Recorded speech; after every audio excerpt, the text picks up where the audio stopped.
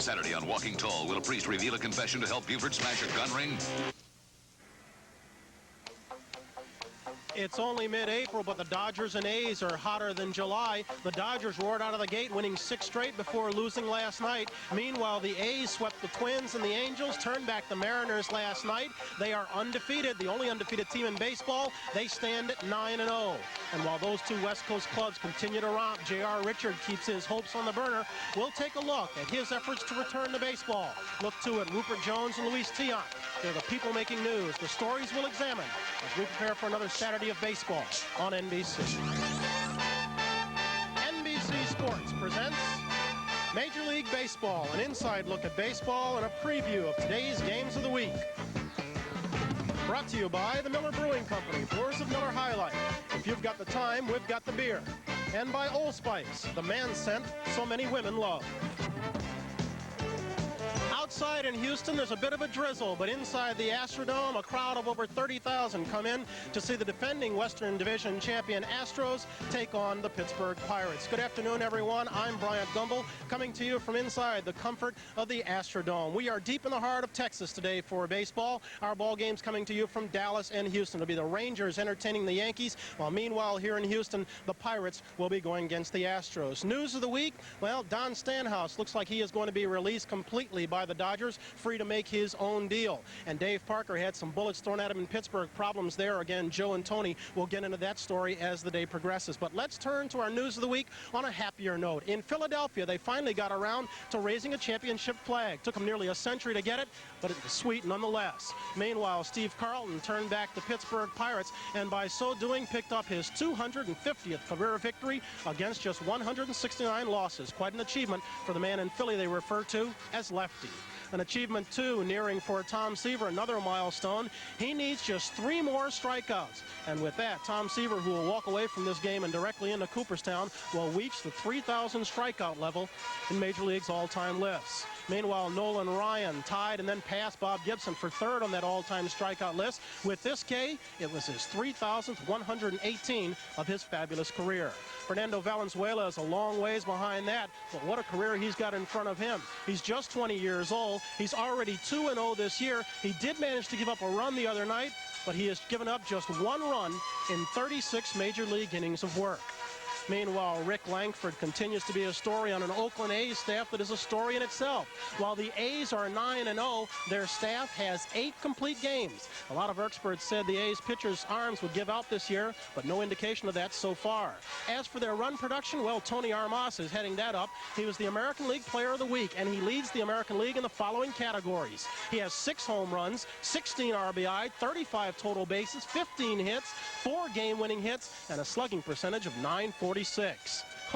Out in Chicago, the White Sox opened before 51,000 in Comiskey Park, and the man who made them happy was the man who changed his socks from red to white this year. Carlton Fisk unloaded one with the bases loaded. His grand slam helped push the White Sox past the Brewers. Meanwhile, Rod Carew, acting like anything but all of his 33 years. He's already got 2 steals of home this year. This one so shook up the pitcher in Seattle that not only did Carew score, but Rick Burleson managed to scamper all the way around from second and pick up another run. Meanwhile, as baseball looks toward a strike on May 29th, would you believe the people who make the Louisville Sluggers are also on strike? What'll they do without the bats? Well, Reggie Jackson got his bat unlumbered for the first time this season last night. He was in the lineup after suffering for just a little bit with a leg problem. He had 2 doubles. He talked with Merle Harmon today. Last night here in Arlington, Texas, Reggie Jackson came back to the New York Yankees, and in the first inning with 2 men aboard, typical Reggie Jackson plate appearance, double, 2 runs scored, Yankees win 2-1. Reggie, was the old adrenaline flowing last night in the first inning? Well, you know, Merle, I don't know if I was more nervous or what, but when I came up in the first inning, I was luckily had played the day before in Nashville and got 5 at-bats against our AA ball club, which helped me. And last night I knew that I would at least be able to get the bat around and make contact. And the situation was with a man on third and there was less than 2 out, which means all I really had to do was make contact, hit a grounder or a fly ball, and I was going to have a successful at-bat. Consequently, I got the ball in the alley and wound up with a double. Big base hit, 2-1 win. Thank you, Reggie, and good luck to you. Thanks, Merle.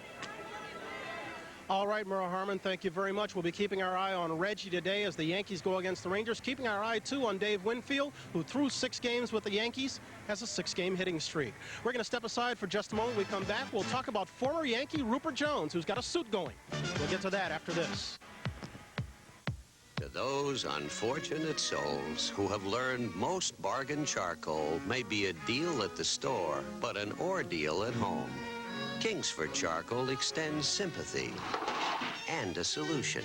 You see, Kingsford's fast lighting ingredient helps edges catch quick, fire spread faster than the bargain brands. So for faster, more dependable barbecues, get the Kingsford Edge. The real bargain starts when you light it.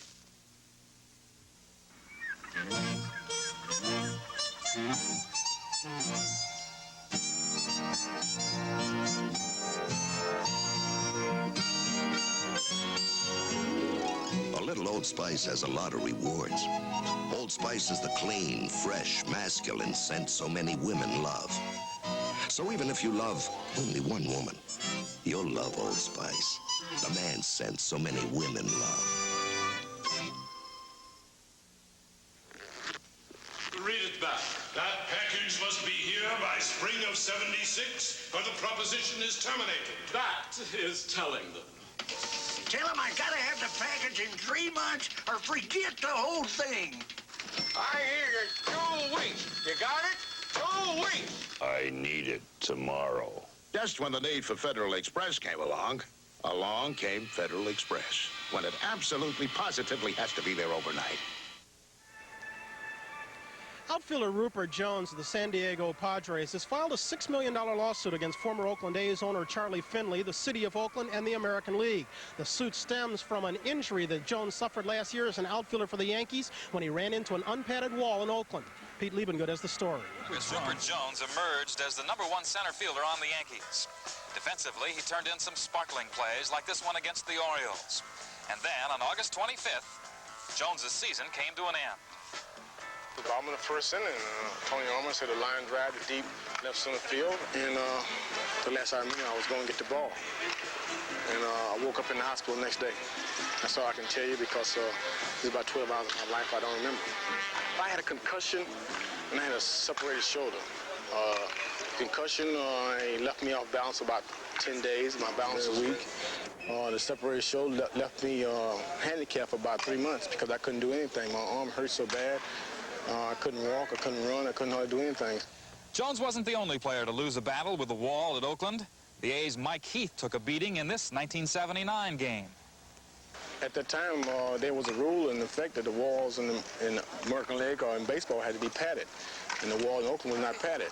And that wall really cost me a third of the season last year. It cost me a chance to be in the playoffs, and it cost me a lot more than that, I think. This year, it's unlikely that any outfielder will sustain the kind of injury that Rupert Jones did. The Coliseum, at the request of the new A's management, made some stadium improvements. Included $18,000 for this padded fence. Now, the decision for the padding was made months before Jones filed his civil action. Whether or not it was a day late and more than $1 short is up to the court. In Oakland, I'm Pete Liebengood for NBC Sports. For the record, Bob Fischel, Secretary of the American League, says there is no rule requiring padding of the fences, but also for the record, every park in the American League now has padded their outfield walls. As for the National League, well, would you believe that there's only 2 parks that have padding? We're going to talk about the comebacks of J.R. Richard and Luis Tiant. We will get to those 2 right after this. Control 6 to base. Looks like this big old hole on the ground is going to be safe for the night. Over. They come on all beat. It's Miller time. Miller time. Time to appreciate the difference between a good beer when it's time to relax and a great beer. One beer stands clear. Miller High Life. You got the time. We got the beer. Miller beer. Come Miller time. We got the beer. I'm Tom Landry. Before I put my name on a contract, I want to be sure that I'm signing up with real professionals. That's why for auto insurance, I signed up with MIC, Motors Insurance Corporation, the insurance that you get right here at your GM dealer. MIC, they're the new and used car insurance specialists from General Motors. So with your next car, become a free agent, and sign up with a pro.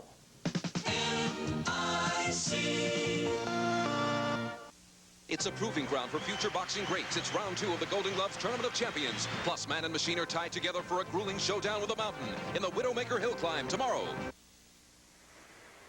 Of all the baseball stories that attracted national interest this past spring, perhaps the one that was felt in most hearts around the country was the comeback efforts of J.R. Richard, trying to come back from a tragic stroke that felled him last summer. Tony Kubek managed to catch up with J.R. in Cocoa, Florida, talk about his attempt to return to baseball. Spring training is the time of the year when veterans try and get in shape for the long haul and rookies are trying to make the ball club. But down here in Cocoa, Florida, the home of the Houston Astros, there's a human interest story that continues to develop. J.R. Richard, who almost lost his life last year with a massive stroke, underwent surgery, continues on a little diamond in the back of the complex, his rehabilitation program. He probably works harder than anybody else, and he says he will be back. Please don't let this feeling end. It's everything I am, everything I wanna be. J.R., after you nearly lost your life, what was it you have to alter your style? Maybe even come up with a knuckleball. Well, I know it's that if it ever comes that time, it's time for me to get out of the game. So you feel you're going to be the J.R. of old?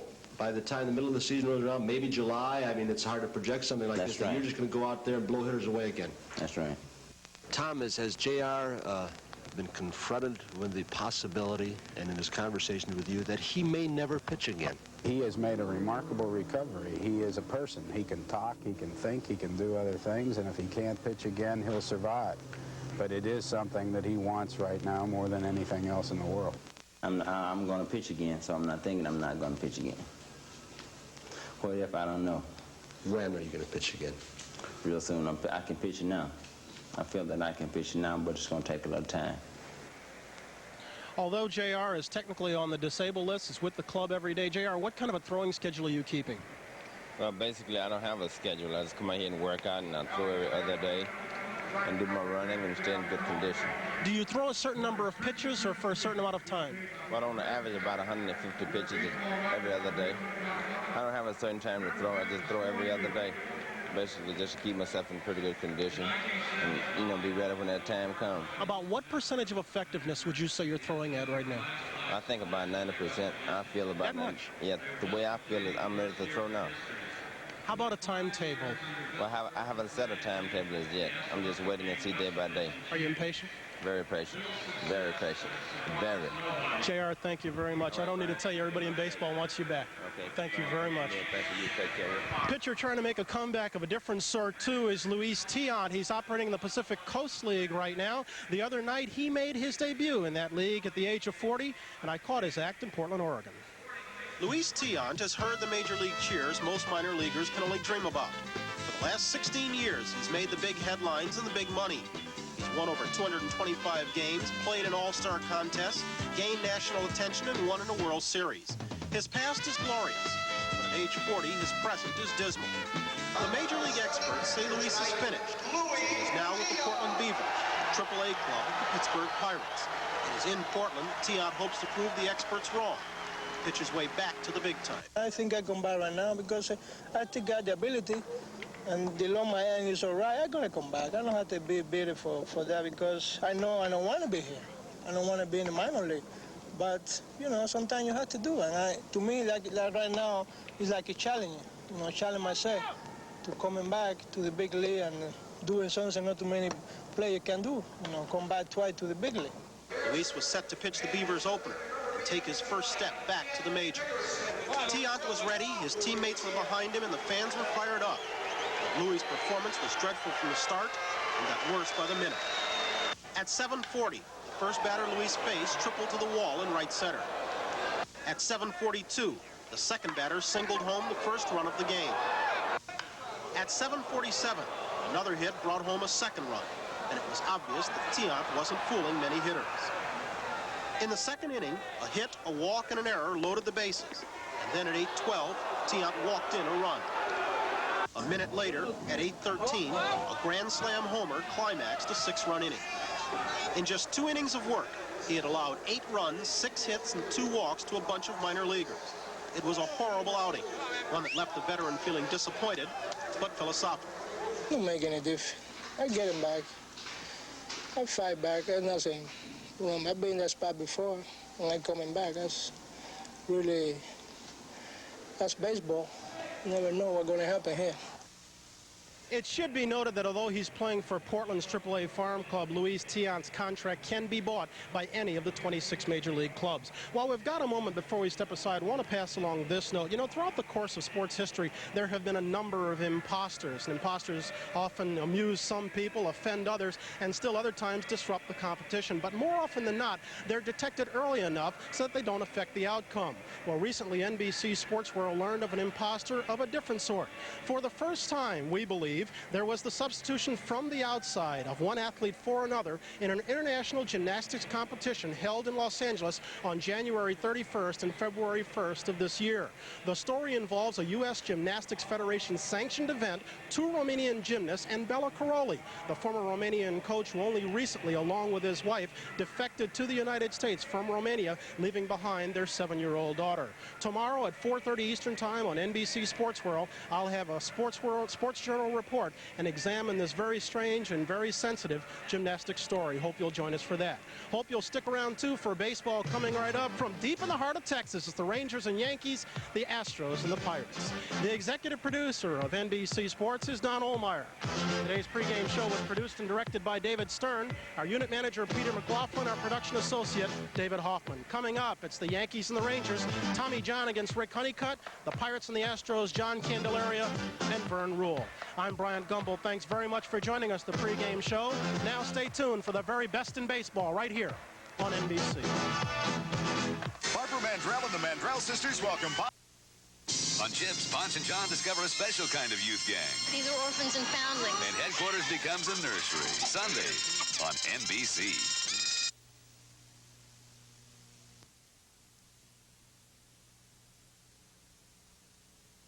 Tell me, just what is the hardest part about gymnastics?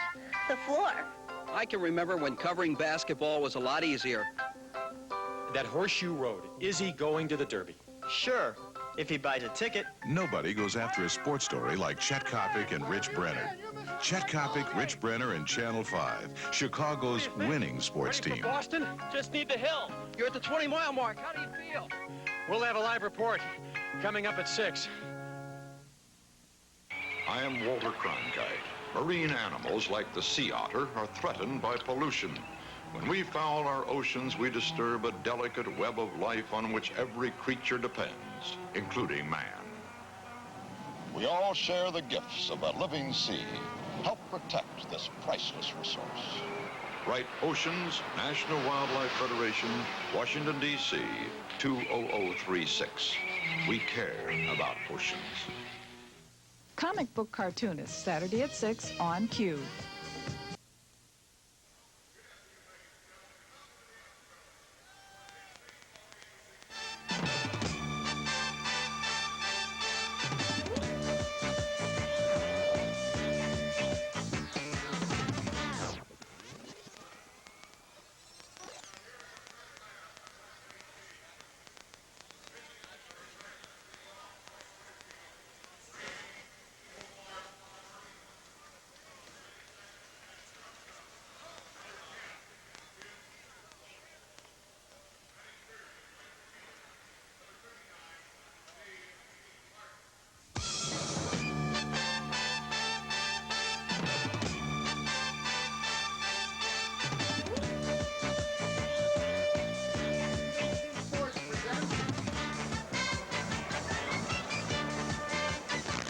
Major League Baseball Game of the Week.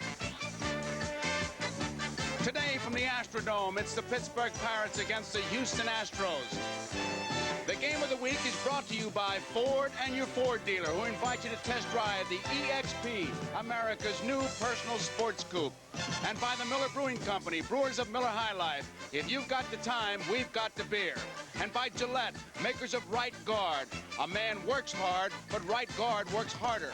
Now there's new hard-working Right Guard Solid, too.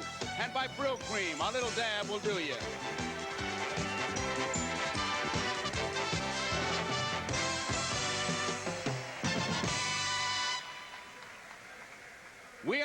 Astrodome here in Houston, Texas. As I said earlier, a proud city, known as Space City. We're all proud, but they're especially so here with that successful historical flight of Columbia. But we will have baseball here this afternoon. Temperature, as always, 78 degrees. I'm Joe Garagiola, alongside me, Tony Kubek. And Tony, these Astros, they are the defending division champions, but they're having some problems scoring runs. Well, they can, and last year, as most people know, they spent most of the season with their pitching staff holding teams in check. Bill Verdon has one of the best pitching staffs in baseball, I think, along with the Baltimore Orioles. Verdon did a masterful job, Joe, last year, getting all he could out of the defense, all he could out of the hitting. He lets this ball club run. But I think the big problem they might have is Cesar Cedeno. Everybody saw last year during the championship series the tremendous injury he had to his ankle. If he comes back, they'll be all right. If not, they lose some speed, they lose some defense, they lose his bat. So he is very important to this ball club. How about the Pittsburgh club?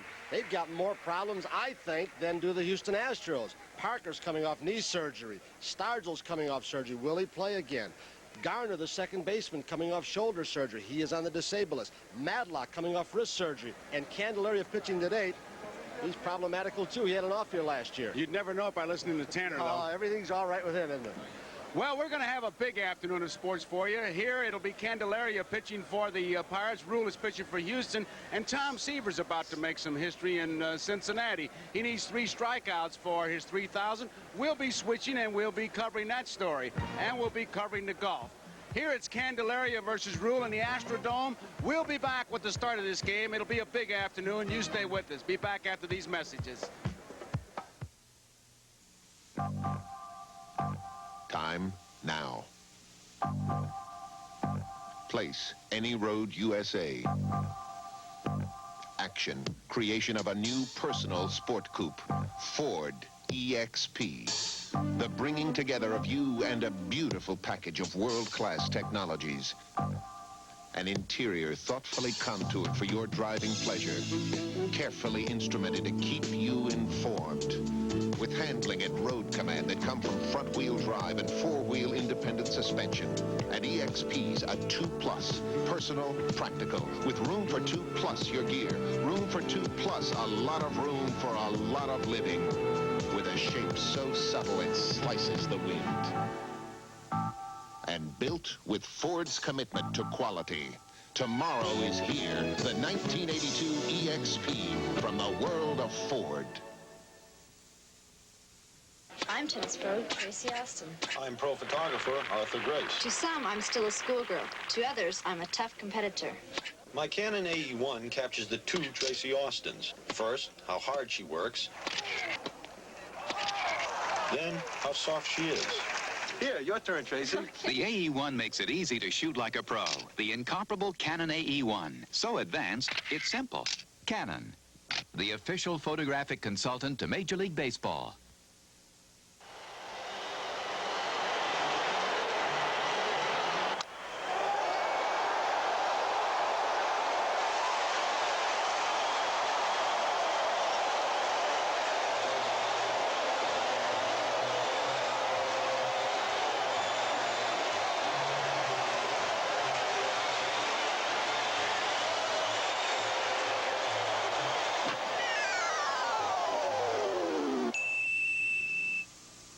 The preceding message was furnished by Major League Baseball.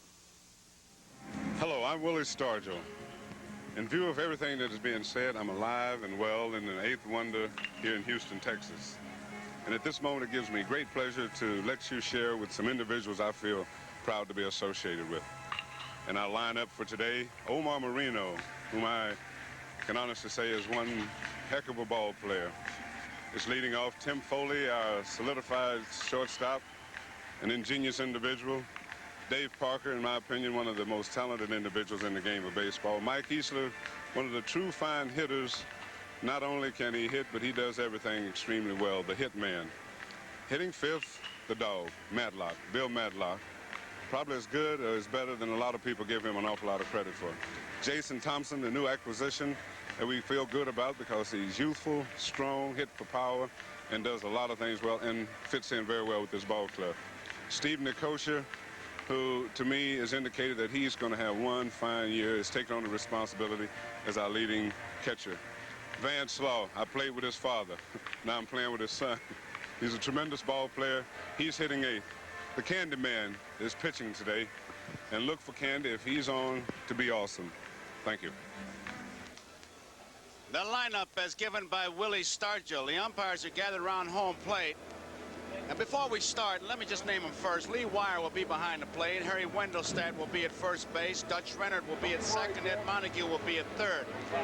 You know, we here at NBC are very proud when we say that you're watching a sporting event and it's exclusive coverage from the leader in innovative sports television. We really believe that as we watch the Astros take the field. Well, today here in the Astrodome, Space City, where they were so instrumental in having the historical flight of Columbia, we have no communications with our camera crew. So Harry Coyle, our Arthur Fiedler of the boards down there, our maestro, can't really communicate, so our cameramen are, in essence, flying blind. They are going on what Harry told them during the meeting. There is no communication from the truck to the cameraman.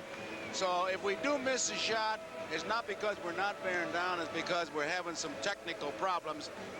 But I'd be willing to bet that our guys will do such a job that you'll not even notice it.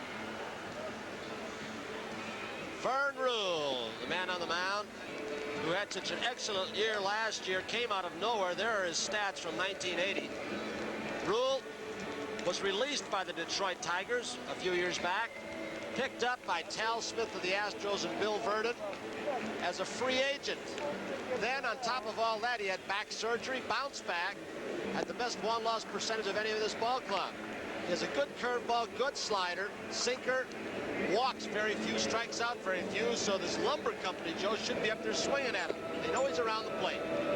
He averaged 3.1 strikeouts per 9 innings. Talking about 1980. He allowed only 1.64 walks per 9 innings. So he gets the ball over the plate. There has been a lineup change for the Astros. Dave Roberts was to start at first base, but he suffered a dizzy spell, so Jeff Leonard is in the lineup as we continue to watch. There you see Jeff Leonard, who's an outfielder by trade, leading the club in RBIs as of last night, and he'll be at first base. Here's the man stepping in who makes this ball club go, Omar Moreno. When he gets on, he can really stir up things. They were kidding before the game that if you want to buy an Omar Moreno doll, all you have to do is wind it up and it'll play 9 innings for you. He has played in 271 consecutive games. The last game he missed was June 17, 1979. And the Pirate to play the most consecutive games was Gus Seward, who played 822. So Moreno is going for that record. One of the fastest men in baseball out of the batter's box down to first base on a slow at ground ball or a bunt. Strike one.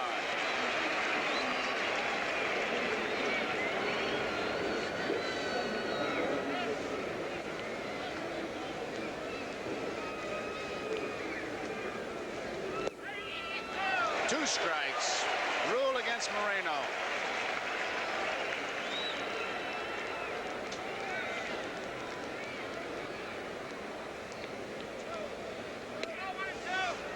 One ball, 2 strikes. Ball game just underway. This kind of game with the 2 men pitching, Rule and Candelaria, it could be a quick one if they go the distance, because they both pitch quickly, they both throw strikes. And there's his first strikeout in the ball game for Vern Rule. Moreno out. Brings up Tim Foley. Foley hitting .375. He had a big night last night, 3 base hits. Early in the season averages. He came in hitting at .231. When he went to bed last night, he was hitting .375.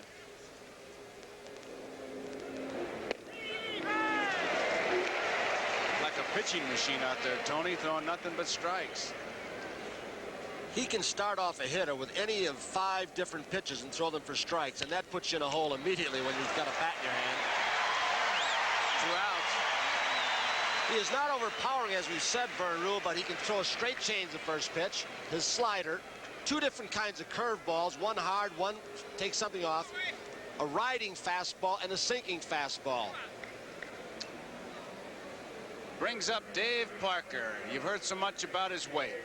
He's listed at 6'5", weighing 230. Born in Jackson, Mississippi, now lives in Pittsburgh.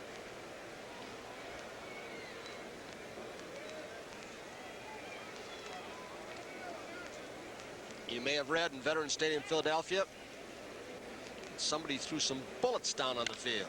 Threw them, we might say again. So it's an easy inning as Leonard Terrell gets Parker 3 up, 3 down. We complete the top half of the first inning here in the Astrodome. It's the Pirates nothing, the Astros coming to bat.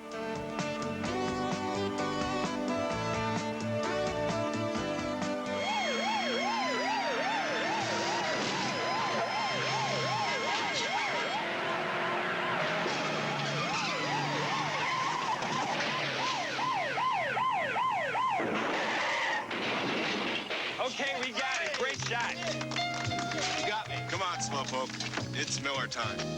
When it's time to relax, Miller's got the beer. You're looking at Super Paint from Sherwin-Williams. It's so chemically superior, even to other Sherwin-Williams paints, that when you use it, we guarantee you won't have to paint again for 10 full years. And we know how you feel about painting. Super Paint. It's available in interior and exterior, but it's available only at a Sherwin-Williams store. The champions have gathered. Jack Nicklaus, Tom Watson, Lee Trevino, and Hale Irwin are scheduled to compete in the Tournament of Champions, next on NBC. Hi, I'm Don Sutton. Welcome to the Astrodome. It's going to be my home for the next few years. Hope you enjoy watching the Astros play just as much as I enjoy being here. Here's the lineup we're going to send out against the Pirates today. Playing right field and leading off, good guy who can really hit, Terry Poole. Our new addition from the Angels, Dickie Thon, will be batting second and playing second base. Cesar Cedeno, a man who can do everything. In center field, he'll be hitting third. Cheo Cruz, the Astros' most valuable player last year, will be hitting fourth. He's playing left field. A guy with not a lot of hair on top, but a lot of guts and can play, Art Howe, will be hitting fifth and playing third. Our versatile guy we got as a free agent, Dave Roberts, will be hitting sixth and playing first base. Our catcher, Luis Pujols, a right-handed hitter, and he'll be hitting seventh. Craig Reynolds, a good shortstop who, if he hits the ball softly, gets a lot of base hits. He'll be hitting eighth. Our pitcher today batting ninth, Vern Rule, a right-hander, good breaking stuff, good control. If he's on, he's awfully hard to hit. This is the lineup Bill Verdon is going to send out there. It's our lineup we run against left-handed pitchers. Candelaria is a left-hander. He's tough on them, so we hope our right-handers will equalize it. Hope you have a good time. Hope we do, too. Here's Candelaria's first pitch to Poole. It's high, ball one. Poole hit 13 home runs last year. 5 of them came leading off a game. And his one this year came leading off. That was against Atlanta. One of the few baseball players in the major leagues from Canada, Melville, Saskatchewan. He is a fine all-around ball player. Runs bases well, steal your base. Easler and Foley. Easler to one-hand grab. Well, there's one out. Joe, even though this Astros team won the Western Division last year, they still are somewhat nameless. They really, aside from Cedeno, there are a lot of unfamiliar names. They're the kind of team that they don't impress you, but they get the job done. Their pitching holds them in a lot of ball games.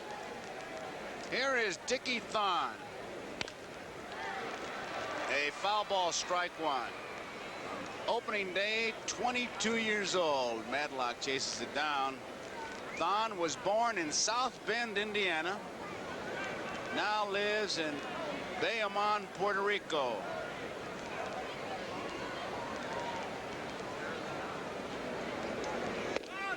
Outside. His father, Fred, was a player and a manager in the Puerto Rican Winter League. Came over from the Angels. Inside corner. Thon didn't believe it. He came from California in exchange for Ken Forsch, who won a game for the Angels last night. We'll give you a rundown of yesterday's scores. We got a break here. High. 2 balls, 2 strikes. John Candelaria. He's had arm problems. He's had back problems. Throws hard, has excellent breaking stuff, excellent control. Candelaria was always the big man for Chuck Tanner. Now Jim Bibby is his #1 man. Candyman has to come to the front, to quote Chuck Tanner. 2 balls, 2 strikes. Pull foul. I'll tell you one thing, if there's ever any kind of a hurricane or typhoon or whatever, and I'm involved in it, I'd like to have Tanner right next to me, because he'd tell me that's all right, we're just going to water the tomatoes or something. He is really the eternal optimist.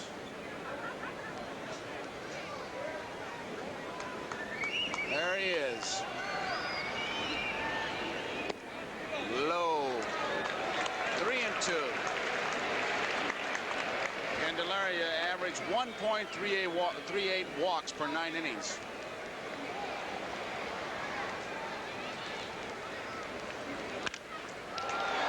Moreno going back. He's got a beat on it. 2 outs. It's a good ballpark for Moreno. A lot of room. It's a good park for pitchers. They love it because there are a lot of warning track shots. You watch the players in batting practice today and last night in the game when we were out here. Balls are hit hard and they just die. The ball is not very well at all.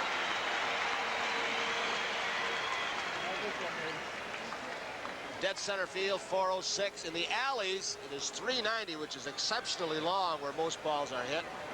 340s down the line. Cedeno coming off a leg injury. He still wears some protection around that ankle. It's not 100% yet. It's the right ankle. You can see it. It's almost like a cast. They molded it, made of plastic to his ankle. Say it's an injury that, may take him a year or so before he fully recovers. Curveball misses. 2 balls and 1 strike. It bothers him when he throws the ball. He can't really push off, and the coaches and the runners last night took some liberties on him. Foley went from first to third on the base hit. Went around, says Lee Wire. 2 balls, 2 strikes, 2 outs. No score, bottom of the first. Lee Wire, who last year missed most of the season. With a disease, he had Guillain-Barré syndrome. He started losing his eyesight and came very close to death. Was hospitalized, family, a lot of friends worried about him. Think he isn't happy to be back? Going through that? Speaking of people in the hospital, baseball man whose son is an umpire, Ed Montague Sr., we understand, is in the hospital watching this game, so we send not only his sons, but our best wishes. Tim Foley. 3 up, 3 down for Houston. We complete 1 inning of baseball. Pittsburgh, nothing. Houston, nothing for the Pirates. It'll be Easler, Madlock, and Thompson in the top of the second.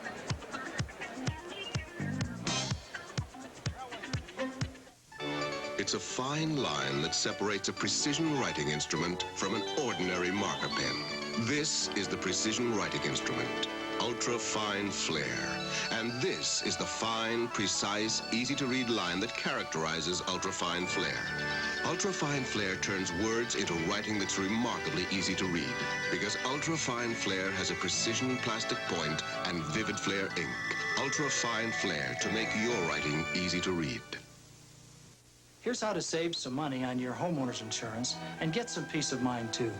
If you want to protect your home and family against fire and burglary, State Farm wants to offer you some encouragement. Install deadbolt locks, smoke alarm, and a fire extinguisher, and get 5% off your homeowner's premium. With State Farm's Home Alert program, you'll save some money on your insurance, and maybe something a lot more important. And like a good neighbor, State Farm is there. At Atari, our game cartridges undergo grueling tests. We put Kareem Abdul-Jabbar up against Atari basketball. Oh, man, what a move. We let Mario Andretti test drive Atari Night Driver. This game really cracks me up. And the great Pele himself tested Pele's championship soccer.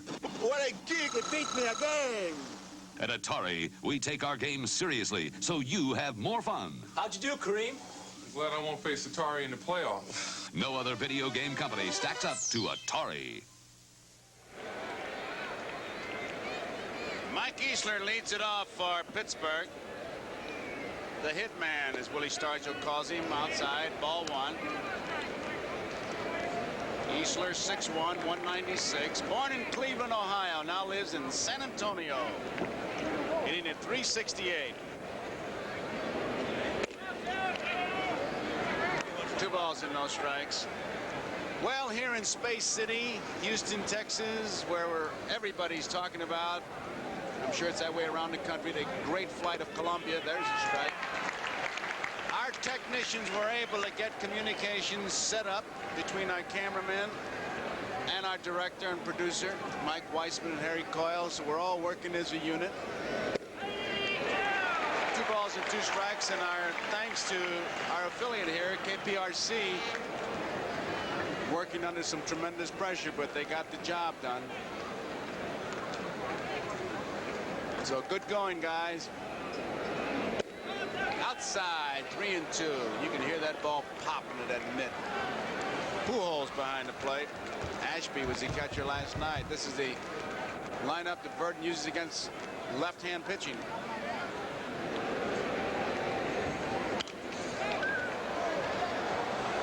Easler hit .357 against right-handers last year, only .250 against left-handers. Of course, he was platooned quite a bit out in the outfield with Lee Lacy. Easler at one time belonged to the Houston Astros. He spent about 10 years banging around the minor leagues up and down.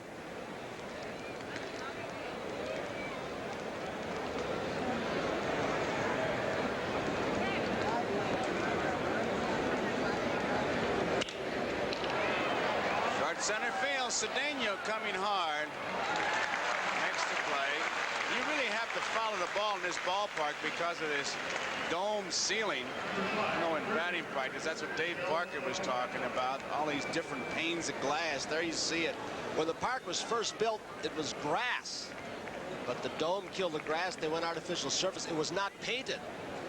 And boy, before it was painted, with that ball going in and out those panels and those girders, you lost everything. In fact, Joe, you may have been here. Were you with the Yankees when we came up the one spring and played the first games in here? Mickey Mantle hit the first home run. I remember Joe Pepitone referred to this as the biggest hair dryer in the world. Nice play by Reynolds. You don't hear much about Reynolds in this league, of course, because of Boa, Concepcion, Ozzie Smith, the kid at San Diego, but he's been on 2 All-Star teams and is very steady. Nice backhand, short hop, planting the right foot. Right there, that's where it's at for shortstop. Plant that right foot, push off. Here is Jason Thompson against Rule. Thompson wears that batter's shin guard on that right shin to protect himself against foul tips.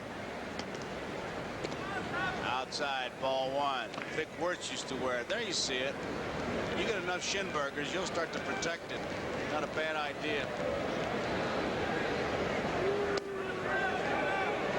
2 balls, no strikes. Apart from that Yankee-Texas game, Nettles with a home run. Second inning, Yankees lead 1-0 over the Rangers. So that's got to be, what, 9 home runs the Yankees have hit thus far this year. Reggie finally back. Well hit by Thompson, but Ryder Reynolds, 3 up, 3 down. Rule, 2 perfect innings. We go to the bottom of the second.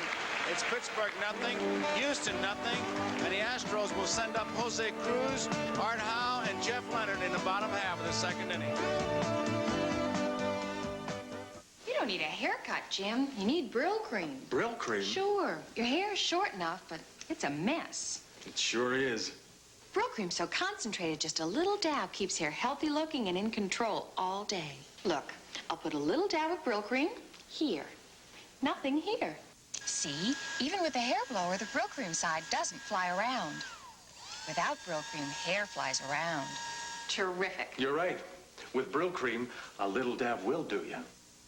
Dorsal, you did remember to send the document to Denver. Denver. You know the deadline's tomorrow. Tomorrow. Bigot, I assume you sent the slides to Seattle for the sales meeting tomorrow?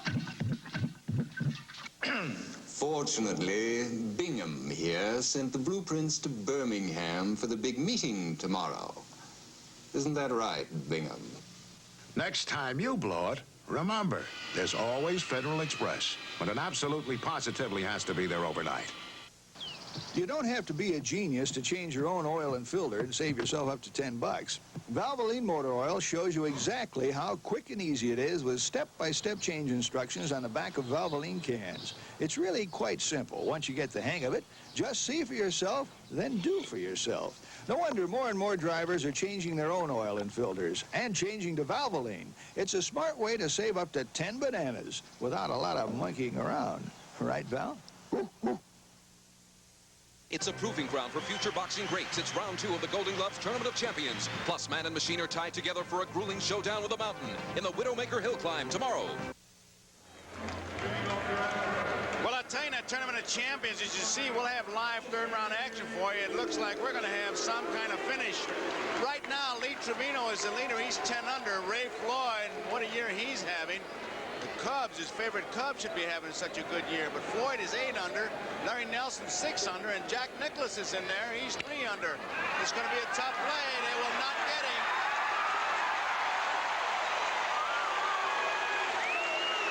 So the Tournament of Champions, it'll be coming up immediately following baseball.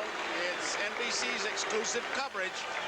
And certainly from the leader in innovative sports television, NBC Sports, as we watch the bunt. Watch Candelaria's follow-through. A hard follow-through with that weight on that right foot. That's where a left-handed hitter wants to bunt off a left-handed pitcher. Draw the first baseman, Thompson in this case, off the bag. You beat the pitcher down. Cruz, a stolen base-stealing threat. Burton loves to run. This could be 2. Thompson, 1, back. 2, 3-6-3. That wasn't too good a throw to Foley, Tony. I'll tell you what, though, Jason Thompson threw in the right place. Foley set up inside the bag so that he did not have to throw across the runner. Toughest double play in baseball, especially for a shortstop. Really 2 people. The first baseman's got to get back. Shortstop's got to set up inside. Watch Thompson. Foley sets up inside. Caught the ball first. Neither throw had to go across the path of the runner. Thompson, a good fielder. He handled 730 chances without an error for the Angels last season, so he did a good job. This is Jeff Leonard, strike 1. Rookie of the year a couple of years ago, then a disappointment last year, Joe, but they've worked on his swing. He went down and played in the Mexican leagues and hit 14 home runs, drove in 60 over this past offseason. So he looks like he's coming along again. Well, they're starting to use an expression that's become a cliche. He wants to play. Strike 2, and I'll tell you something, with the money that's laying around and you get a chance to be in the big leagues, if you don't want to play, they should come get you with the white jacket and a little pickup truck on Sundays. Fouled out of play. Leonard from Philadelphia went to Overbrook High School, a very famous high school as far as athletes. Wilt Chamberlain, Walt Hazard, Wally Jones all came out of Overbrook.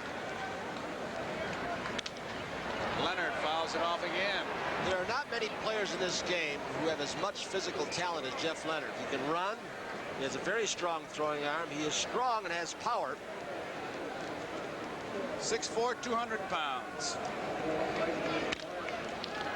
Foley, a big hop. Gets him.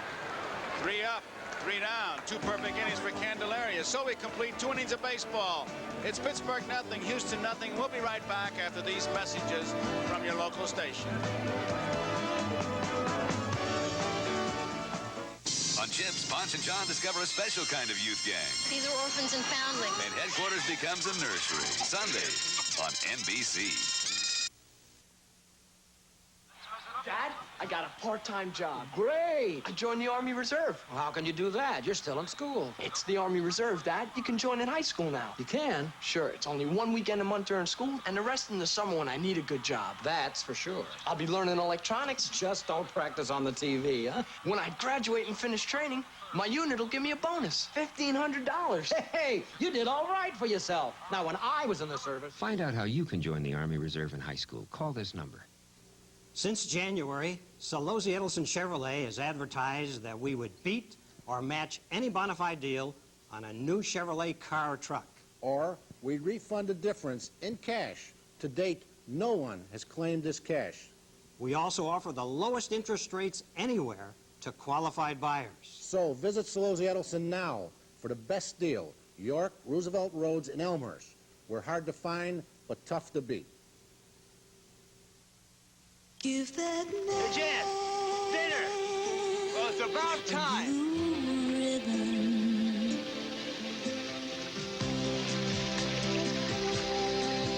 When the real taste of beer is everything you thirst for, the original Pabst Blue Ribbon Beer. Pabst Blue Ribbon Beer.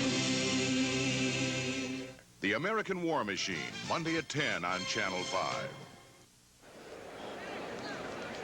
Joe Lonette coaches at third base for the Pittsburgh Pirates, and Al Monchak coaches at first. There's a strike on Steve Nicosia. Tanner with a lot of faith in Nicosia. Traded Ed Ott. They've also got a kid from Dominican Republic on the bench, Tony Pena, who they say is an excellent catching prospect, Joe. He is. Oh, he can play. And that's got to be one of the reasons that Ed Ott went. Not because Tanner didn't like Ott, I'll tell you that. But he's got two good ones in Nicosia and Pena. Reynolds, short hop. One out. that's the play right there. At an artificial surface, you can get away with a lot more than on dirt and grass. It's not quite the short hop, the in-between hop, and yet you get the consistent in-between hop all the time. The ball never stays down. It is a tough hop on grass and dirt. An artificial surface, the infielders with the bigger gloves make it look easy. Here is Vance Law.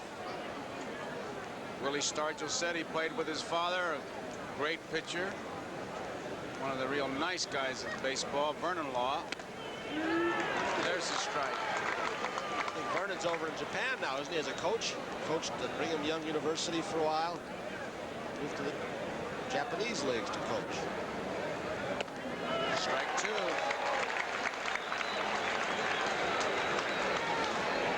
Gary Templeton was out on strikes as far as Tom Seaver's going after that 3,000 strikeout. He only needs 2 more. We'll be covering it. We're keeping an eye on that. We're keeping an eye on the Yankee game. We got the Tournament of Champions coming up immediately following baseball with Trevino in the lead. So it's a big afternoon here on NBC. Law is out on strike. Second strikeout for Vern Rule. Doggone, he's got good breaking stuff, doesn't he, Joe? Yes, he does. He buckled Vance Law's knees earlier in the count with a curveball, and this looks like a slider or a harder curve. Pujols sets up outside. I guess that would probably be a curve, but he throws a bigger breaking curve than that. Here's Candelaria. Outside.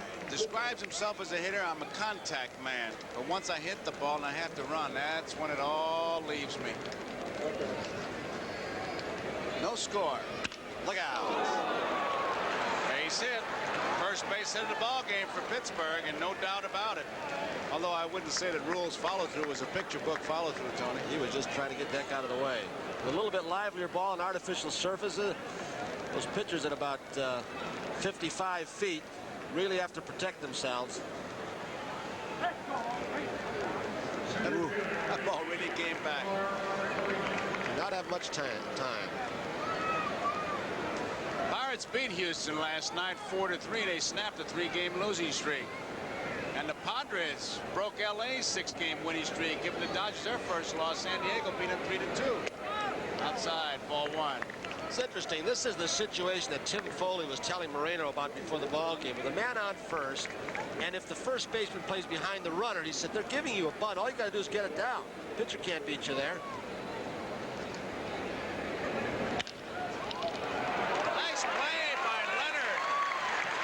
He played that like he'd been playing there all his life. Got in front of it, came up with it, unassisted. It ends the 3rd inning. We go to bottom half of the 3rd. It's Pittsburgh nothing, Houston nothing. It'll be Pujols, Craig Reynolds, and Rule for the Astros in the bottom of the 3rd. No score.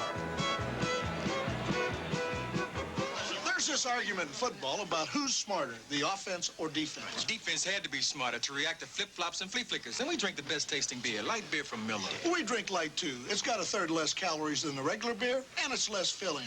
But we had to be smarter to react to the Red Dogs and closes. Okay, Billy.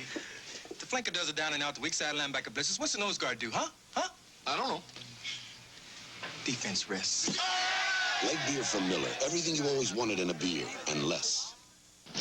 Ford has some hot news for fan buyers. No matter how you slice it, for 1981, Ford is out front again. Ford's out front design gives more turnaround room inside. Plus, unbeaten estimated MPG. And the best highway rating of them all. And Ford backs all this up with big payloads, too. Yes, when you put it all together, you get one tough van out front where it counts. Is it any wonder Ford's America's best-selling van? Tough truck deals are in the air. Check them out now during the Ford Truck Sales Drive.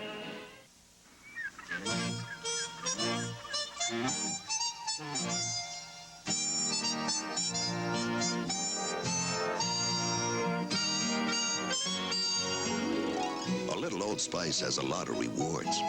Old Spice is the clean, fresh, masculine scent so many women love. So even if you love only one woman, you'll love Old Spice, the man scent so many women love. We're looking at Bill Burton. American War Machine, Monday at 10 on Channel 5. Joe Lonette coaches at third base for the Pittsburgh Pirates, and Al Monchak coaches at first. There's a strike on Steve Nicosia. Tanner with a lot of faith in Nicosia. Traded Ed Ott. We've also got a kid from Dominican Republic on the bench, Tony Pena, who they say is an excellent catching prospect, Joe. He is. Oh, he can play. And that's got to be one of the reasons that Ed Ott went. Not because Tanner didn't like Ott, I'll tell you that. But he's got two good ones in Nicosia and Pena. Reynolds, short hop. One out. That's the play right there. In an artificial surface, you can get away with a lot more than on dirt and grass. It's not quite the short hop, the in-between hop, and yet you get the consistent in-between hop all the time. The ball never stays down. It is a tough hop on grass and dirt. An artificial surface, the infielders with the bigger gloves make it look easy. Here is Vance Law. Willie Stargell said he played with his father, a great pitcher. One of the real nice guys in baseball, Vernon Law. There's the strike. I think Vernon's over in Japan now, isn't he, as a coach? Coached at Brigham Young University for a while. Moved to the Japanese leagues to coach. Strike two.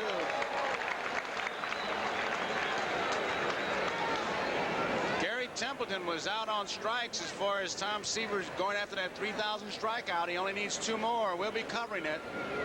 So we're keeping an eye on that. We're keeping an eye on the Yankee game. We got the Tournament of Champions coming up immediately following baseball with Trevino in the lead.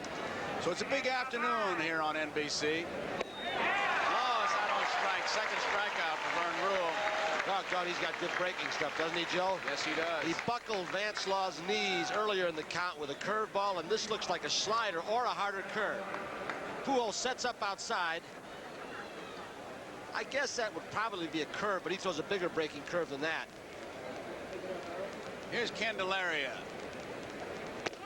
Outside. Describes himself as a hitter. I'm a contact man. But once I hit the ball and I have to run, that's when it all leaves me.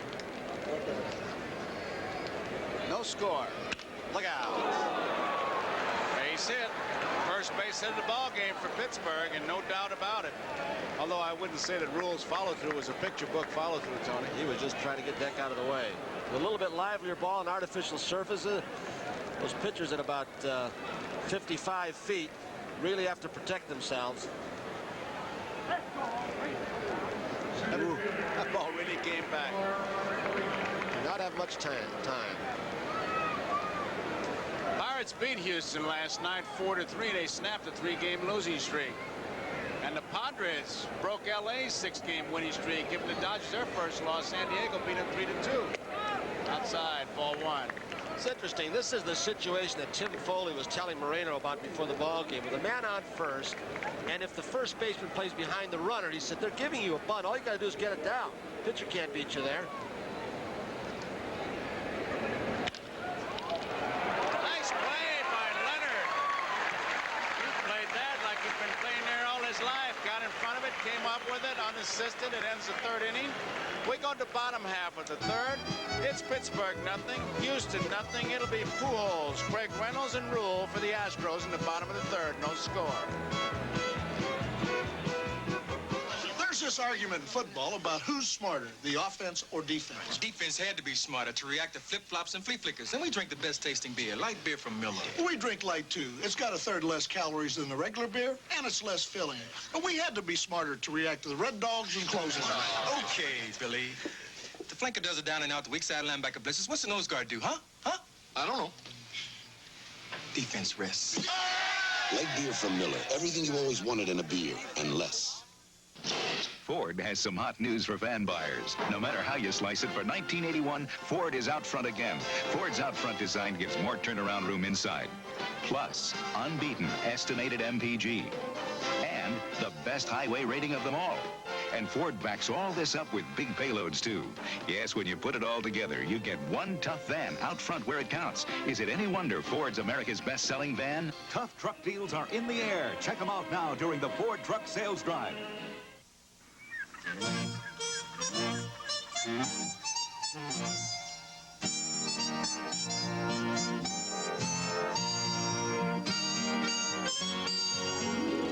A little Old Spice has a lot of rewards. Old Spice is the clean, fresh, masculine scent so many women love. So even if you love only one woman, you'll love Old Spice, the man scent so many women love. We're looking at Bill Verdon. And while we got a chance here, let me give you the rest of yesterday's scores. St. Louis beat Cincinnati 9-5. Larry Sorensen's second win without a loss. Reds' three-game win streak went down the drain. Philadelphia beat the Cubs 6-2. Phillies won their fourth in a row. The Cubs dropped their fourth straight. Montreal and the Mets were not scheduled. American League, Yankees 2 and Texas 1. Guidry was the winner. Reggie Jackson drove in both runs with a double in his first time at bat here in 1981. The story in that league, Oakland 16, Seattle 1. A's won their 9th straight without a loss. Only clubs to ever win more opening this season were the 55 Dodgers, 62 Pirates, and the 66 Indians. They all won 10 in a row. So Oakland going to tie a record. McCarty pitched to Oakland's 8th complete game. Tony Armas hit his 5th and 6th home runs of the season. They had 50,255 at the ballpark, so Billy Martin playing Billy ball has really got it all going. You talk about being on a roll. It's a strike. Baltimore 3, Kansas City 2 as the Royals dropped their 3rd straight at home. California beat Minnesota 4-0. Ken Forsch, a 6-hitter. Inside. That snapped the Angels' 4-game losing streak. To round it out, Detroit beat Toronto 8-5. Boston 8, Chicago 5. Those were yesterday's scores.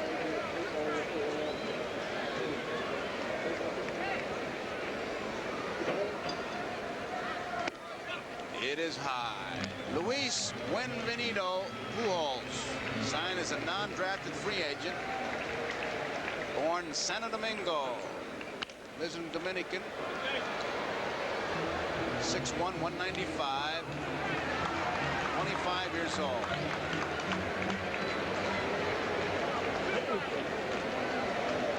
He was married during the 1980 season. Nope. 3 balls, 2 strikes. It's cap day here at the Astrodome. Look at that youngster. He wants that foul ball. He's got his cap. Well hit, right field. Parker battles that background, but he makes the play. Well, it was Dave Parker who got some boos last year back in Pittsburgh. He gets them all over because he's a star. He plays hard. He says controversial things, but he thought the final straws when some bullets were thrown at him out of the stands. Seems to be more and more of that kind of rowdyism, Joe. In fact, Jimmy Campbell, the Tigers, closed down the center field area last year. Haywood Sullivan in Boston. They put some plainclothesmen in the stands. The only way it can be policed is if the fans do it themselves and report those who throw things. The only way. Craig Reynolds takes it strike 1. The scary thing about Parker and those bullets, you have to rationalize. If somebody threw bullets, there must have been a gun nearby. And it's just a few people, but they ruin it for a lot. Out of play, strike 2. There's a great line in the paper said if the fans want to throw anything, why don't they throw the bum who threw the things out? We talked to Dave Parker about it, and we'll get a chance. We'll let you hear his comments. This big guy's got good control. Very few times you see a big guy throws this hard, and with his breaking stuff, that rarely walks people. He had his big year for this ball club in '77 when he won 20, lost his 4, and led the league in ERA. You got to have him to win this division. This is a tough division with Philadelphia, Montreal. Craig Reynolds, a local boy, born in Houston, still lives here. Didn't get it. Candelaria gets his first strikeout. There are 2 away. He's got that slider when he can wipe left-handed hitters out. He's got to be looking fastball, Joe. He throws so hard. Here's the hard slider. We'll show you from that center field camera.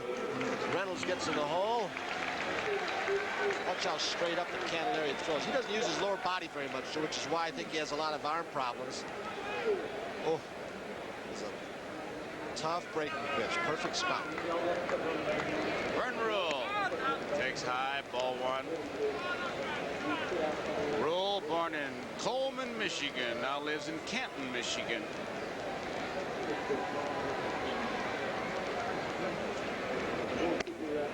He went around. 1 ball and 1 strike. Terry Pooley on deck batter. Foul tip. 1 ball and 2 strikes. The Astrodome. Outside. Still a funny feeling when you're all enclosed like this. Feel like you want to play basketball. Some more of the excitement down here in Houston. The Rockets winning yesterday. They take another step in the NBA playoffs. 2 balls and 2 strikes. Misses. 3-2. Yankees 1, Texas nothing. At the end of 2, Nettles a home run. John against Honeycutt. And a rain delay in Kansas City. Baltimore and Kansas City. Flanagan against Splittorf. Toronto leads Detroit 1-0. Bottom of the 3rd. Cardinals did not score against the Reds in the top of the 1st. There's a base hit.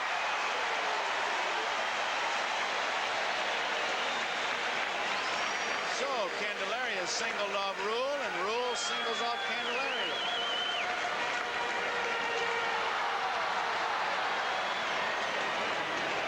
Gonna put a jacket on. They keep it here between 76 and 78. Used to be 72, Joe. Consistent 72, but with the environmental thing, what it is, and the energy crisis, they raised the temperature to 78. An air conditioning unit that can cool off a city of 25,000 used in this ballpark. This is someplace. It is the 8th wonder of the world. All the jokes they used to make about it. Al Spangler said that when you went in a slump, you didn't take batting practice. They made you wash the windows. The man who made most of it possible, Judge Roy Hoffines, at one time owned this ball club. There's his strike. Bit of controversy in the front office here when Tal Smith, the executive of the year, was fired. He was in the ballpark last night. Al Rose is now the president. McMullen, the #1 man. There's the strike. He really has control of his breaking stuff today. Changing speeds on it well, too. Oh, man, that hard slider. He pulls the string, takes something off, and you can't look for it because he's got such great heat. Big breaking ball. Come down a little bit. Rules at first base. There are 2 outs, no score. We're in the bottom of the 3rd. 1 ball, 2 strikes to count.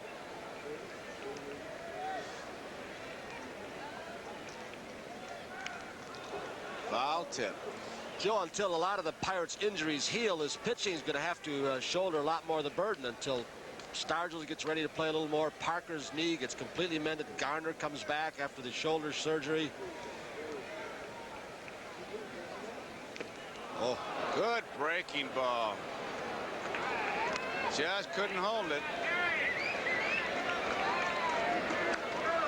That's the one where the older catchers used to take that webbing on those foul tips and put a lot of tape and make the webbing about 2 inches higher. Did you do that? Oh, yeah, you had to do it because you can't practice that play.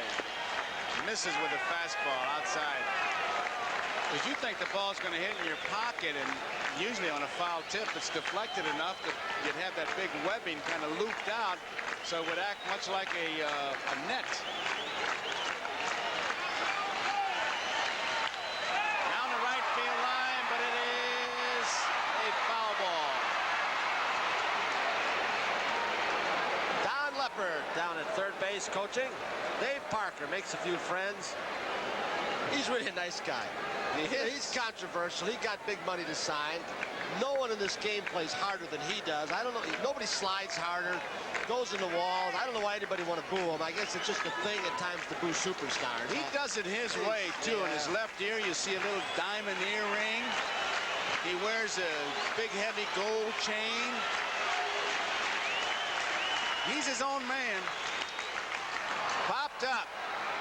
Vance Law says, I see it, I'll take it. And he does.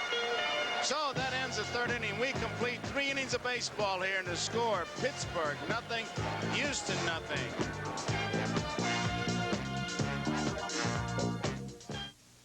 Nobody has to tell me to get on the stick. With the wide stick, I don't waste time or money. See, Speed Stick deodorant is so much wider than the other leading stick. Gives you effective protection in just a few strokes. And if you've been using an aerosol, look, you'd use up 2 3-ounce sprays and start a third before you'd use up 1 2.5-ounce Speed Stick. So get on the stick. Makes sense. Speed Stick deodorant, the wide stick. By men. Top this antics. Boom! Got a pair of Monroes on sale. Monroe shock absorbers on sale. Monroe's top shocks, Radiomatic and Monroe Magnum 60s. Buy one, get the second half price. That's 50% off the second shock. You can't top a Monroe deal. What do you say? Deal me in. 2 Radiomatics, 2 Monroe Magnum 60s. Hurry while supplies last. Outside, the sea throws you an angry coming home party. But below, there's comfort. Introducing new Royal Comfort Pipe Tobacco. Now you can take comfort in knowing there's a good-tasting aromatic pipe tobacco specially blended to smoke cool, to always satisfy. Pipe after pipe after pipe. New Royal Comfort. If it's a cool smoke you seek, take comfort. Barbara Mandrell and the Mandrell sisters welcome Bob J.R. Hope. Much obliged, Barbara, and howdy, y'all. Marty Robbins and the Croft Puppets Saturday on NBC. The top of the Astrodome, almost a cathedral-like scene.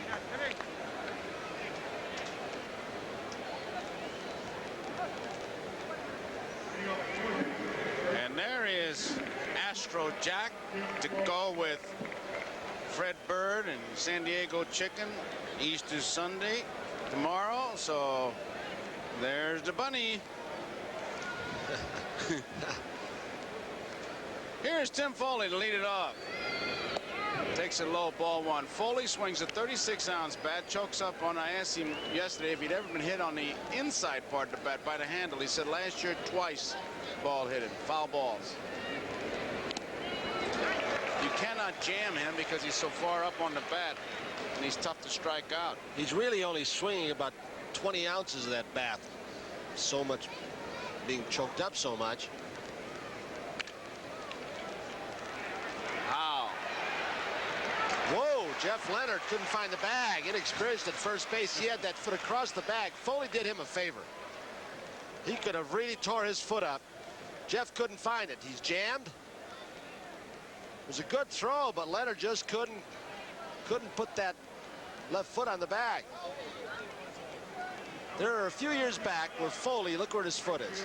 He may have torn that leg off. He has changed. He's a little bit milder as a player now. His temper is a little bit subdued. Dave Parker, the batter now, with 1 out and nobody on.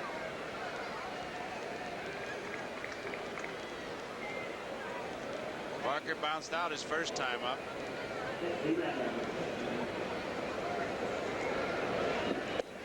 It's a strike on the outside corner.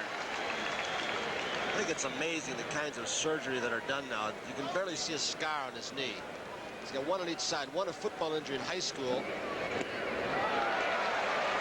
which is really a huge scar. A lot of stitches. This one just a couple little slices about a quarter of an inch long. 2 strikes to count. Gary Carter, a 2-run homer, and Montreal 3, New York Mets nothing. Bottom of the second. Gullickson against Jones. 1 ball, 2 strikes. Red Sox did not score. Top of the first. Tanana against Trout.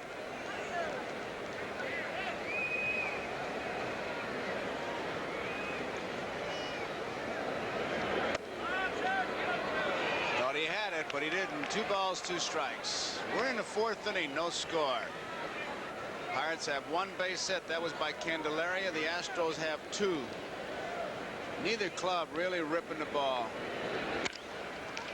Greg Reynolds, big hop. 2 outs.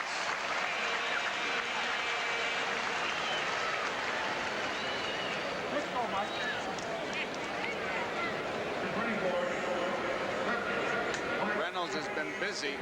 That's his 4th assist. Indication that Rule's sinker is down low and working. They were talking about the artificial surface here, how soft it is too, Tony. The Pittsburgh players saying that, of course, they like the one in Pittsburgh. They say it's the best. Here it's very soft.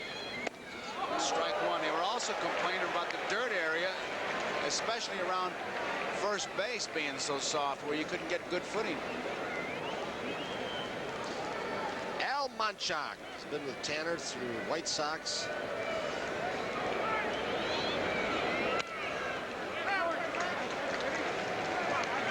Two strikes. I don't know why they'd want to have the dirt. The Astros have the dirt so soft because they're a running ball club. You'd think they'd want it nice and firm so it wouldn't give on that first step. It's the kind of thing you do when you want to slow somebody down or wet it down. They'll have to throw him out. He does. So Rule has himself another 1-2-3 inning. That's his 3rd strikeout. We go in the bottom half of the 4th inning. No score. Pittsburgh nothing. Astros nothing as we look at it once again. Goes to the inside part of the diamond, fires the first, and that ends it. No score.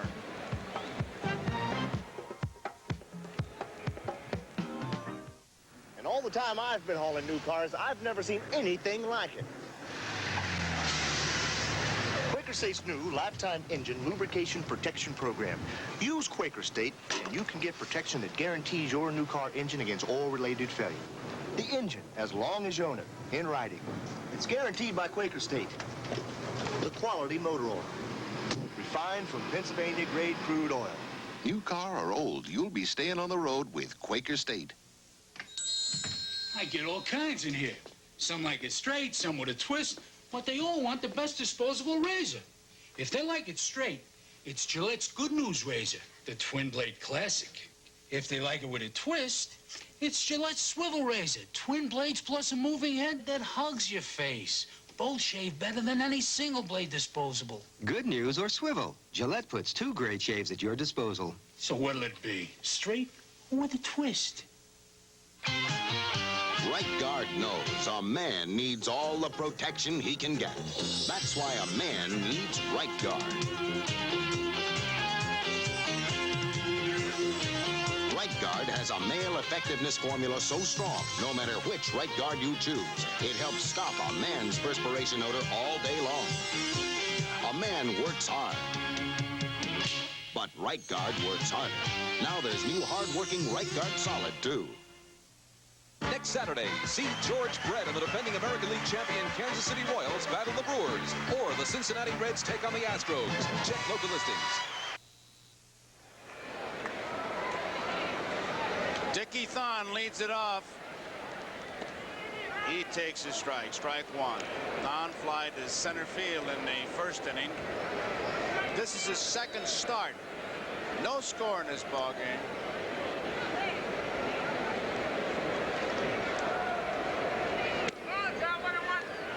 Joe Garagiola with Tony Kubek here at the Astrodome. We welcome those of you who have been watching the Texas Yankee game. Rain delay there. Right here, we got a 0-0 ball game. We're in the bottom of the fourth, 1-1 to count on Thon. That's low, ball 2. Pirates have one base hit. That was a single by Candelaria in the third. And the Astros have 2 hits, a bunt single by Cruz and a single by Vern Rule.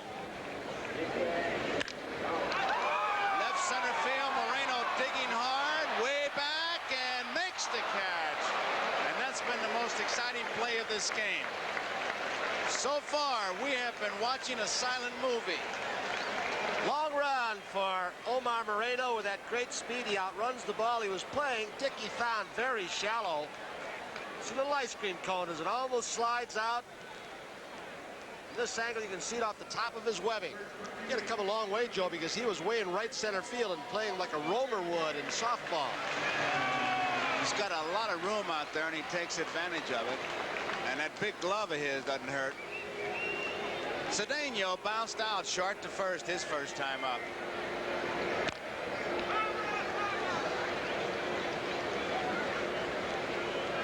Tom Seaver, who is on his way to striking out 3,000, has just struck out his second man as he struck out Bob Shirley. One more, and he has 3,000, which puts him 5th on the all-time list. Candelaria will take to play himself. I'll tell you, he'll be moving into some pretty high cut. Walter Johnson is the all-time strikeout leader with 3,508. Gaylord Perry is second, 3,278. Nolan Ryan, 3,118. Bob Gibson, 3,117. Seaver now has 2,998. Madlock.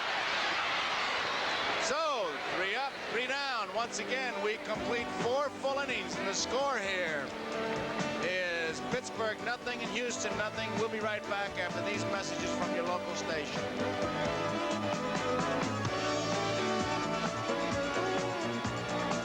Capricorn 1, The Incredible Journey, starring O.J. Simpson, Hal Holbrook, Brenda Vaccaro, Telly Savalas, Elliot Gould, and James Brolin. Sunday on NBC. Okay. The artesians are the ones that make the artesian brewing water. It makes Olympia beer taste so good. Nice talk. No, really. Did you ever see one? See what? An artesian. My brother knows a guy whose uncle saw one once. Yeah, short, right? No, tall. All right, let's go down to the Olympia Brewery and you show me an artesian. Can't do that. Why not? Tuesday's their bowling night.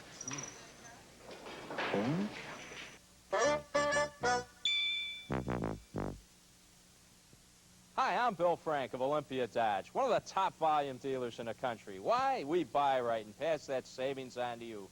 With 3 locations, we're close to wherever you are in Chicago. We have great deals for you at Olympia, such as this Omni, 2- or 4-door, just $49.95, or a brand new 81 Aries K car, just $53.95, at all 3 Olympia locations. If we don't have the car you want in stock, we'll order it for you for the same low price. Olympia Dodge, Chicago Heights, LaGrange, and Des Plaines.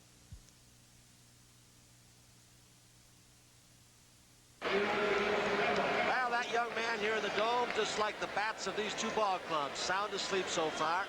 No score. Top of the 5th, just 3 hits. The Astros have 2. Vern Rule facing Bill Madlock, then Jason Thompson and Steve Nicosia. 2 Hopper. Hard how to Jeff Lennon. 1 down. Very quick ball game, Joe. Both pitchers in the strike zone. A lot of breaking stuff thrown. See, for the Pirates, that 9 ground ball outs that Vern Rule has thrown up to them. 3 strikeouts.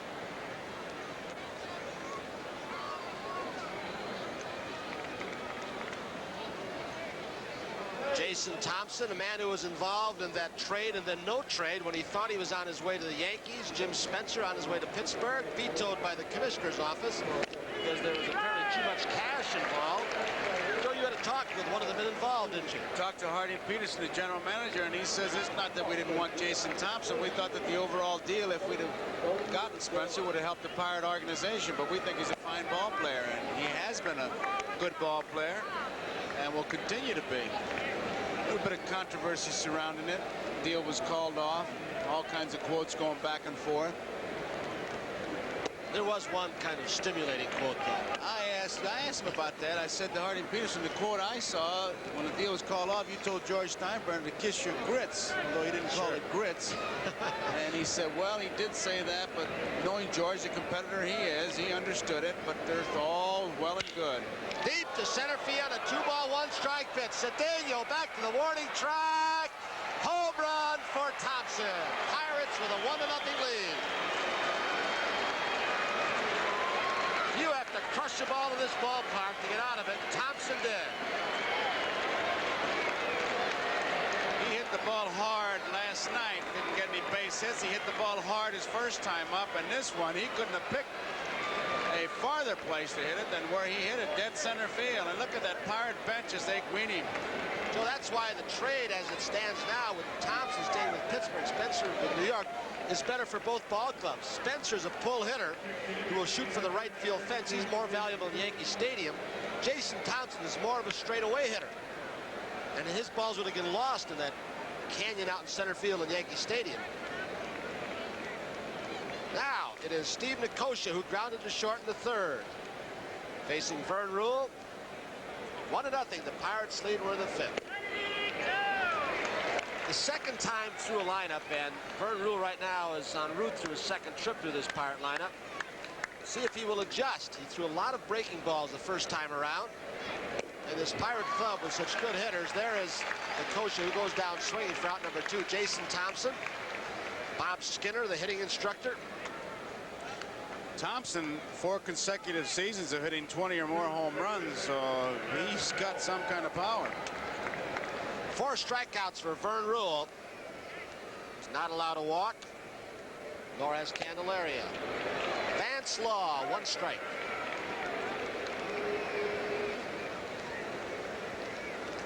Lee Wire took that right off the mask. Watch his foul tip as he gets set. It'll hit Wire right in the chops.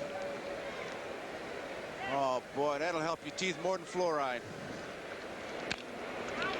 Chop, but the foul hits him in the batter's box. Lee Wire on the play immediately. So Vern Rule way ahead. No balls, 2 strikes.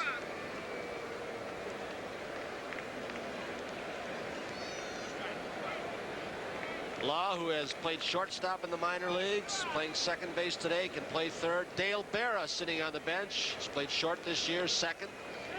Best position maybe third base for Dale.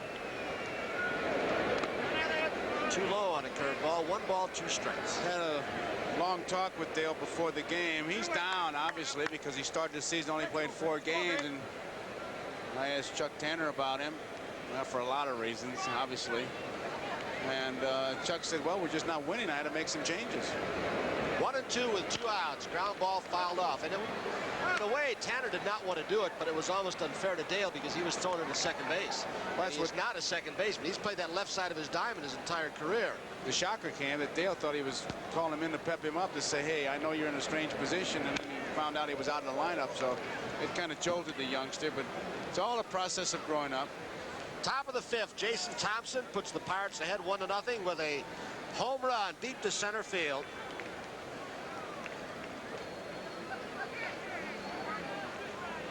One ball, 2 strikes with 2 outs on Vance Law. Law struck out in the third. He moved him back. There is young Dale seated between Foley and Nicosia. He said his mother will be watching, so Carmen, he's all right. It's just that Carmen's not used to it. See, Yogi never had a slump.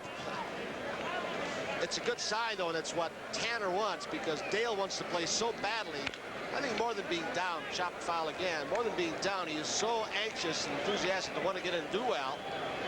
And sitting a kid out sometimes does him more good than playing him and see him go down the drain, making little bitty mistakes that he was making around second base. He's going to be a good player, though.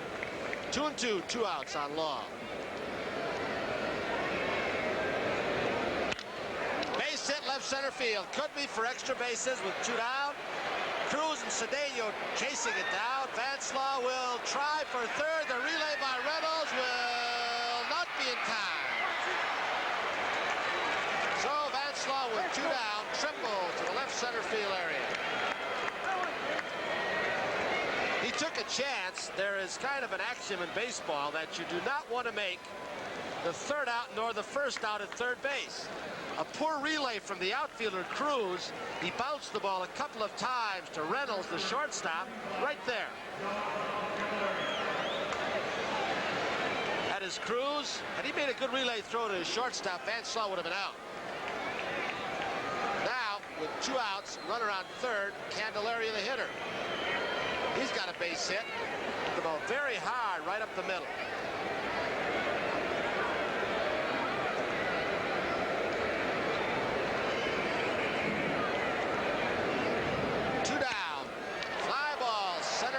Cedeno played perfectly. He's got it for the third out.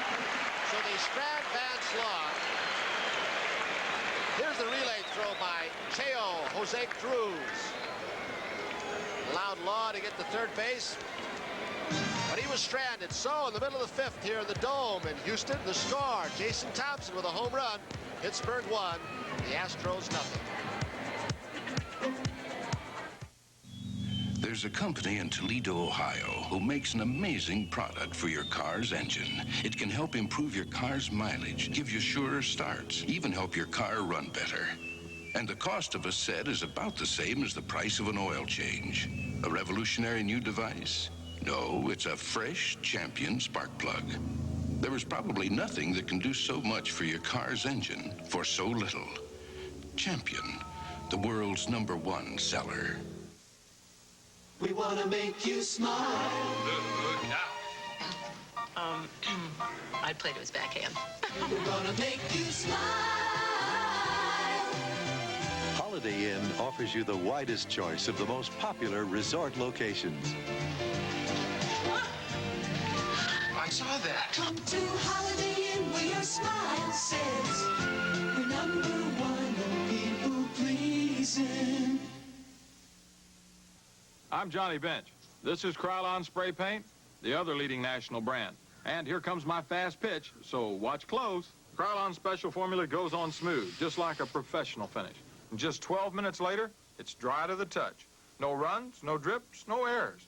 The other brand's still tacky after 1 hour. Let's see it again. Krylon dry after 12 minutes, other brand still tacky after 1 hour. Did you catch that? Krylon, for a smooth, fast professional finish.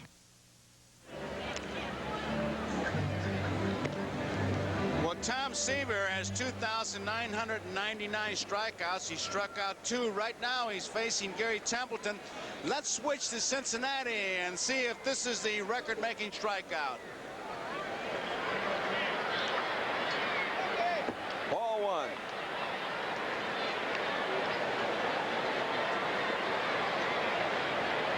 Folks are mumbling around the ballpark. They're very aware of the fact Mr. Seaver only needs 1 more to become only the 5th pitcher in the history of baseball to record 3,000 strikeouts in a career. Al Lanier there at first base, Cardinal first base coach. This is Jay Randolph with Mike Shannon in Cincinnati. The 1-1 pitch to Gary Templeton, handled by Oster. And there's 1 out. We're in the top of the 3rd inning here at Cincinnati. And that man, George Thomas Seaver, is 1 strikeout away from 3,000. Walter Johnson, the big train, with 3,508. And Gaylord Perry, Bob Gibson, and Nolan Ryan. Tony Scott will stand in for the Cardinals with 1 out in the 3rd inning as Seaver is ready. You can bet that these Cardinal players are very much aware of the fact that Seaver only needs 1. I'll tell you a story about a strikeout I was involved in as we go along here, Jennings. That's Mike Shannon talking with you, and here is a shot into right off the bat of Scott, and picked up out there by Collins, the 2nd hit for the Cardinals. You know, I hit a home run off of Whitey Ford in the World Series. Got a heck of an ovation in my own hometown, but the biggest one I ever got was out in Los Angeles. I became Koufax's 383rd strikeout victim or some ridiculous figure that year, and that set the all-time strikeout mark for a season, and I got a standing O from 55,000. This is Keith Hernandez, the Cardinals' first baseman. Throw over to first, where Scott is, with one out. No score here in Cincinnati. A beautiful day. The temperature in the 70s. Not a cloud in the sky. As Tom Seaver tries for strikeout number 3,000. He's at 299. He struck out Templeton to start this game and later got the Cardinal pitcher Bob Shirley. Into center field. Going away from Griffey. And off the wall. Here comes Scott. He's being waved home. Scott scores and the Cardinals lead it 1-0. Good base running by Tony Scott. He had a very good look at it, running off of first base. And we'll give you another look at it. It's a fastball out over the plate, and Hernandez, being the very good hitter that he is, did not try to pull it. He jammed it off the left field wall. Scott had a good look. He could see that Foster wasn't going to catch it. He motored all the way into home.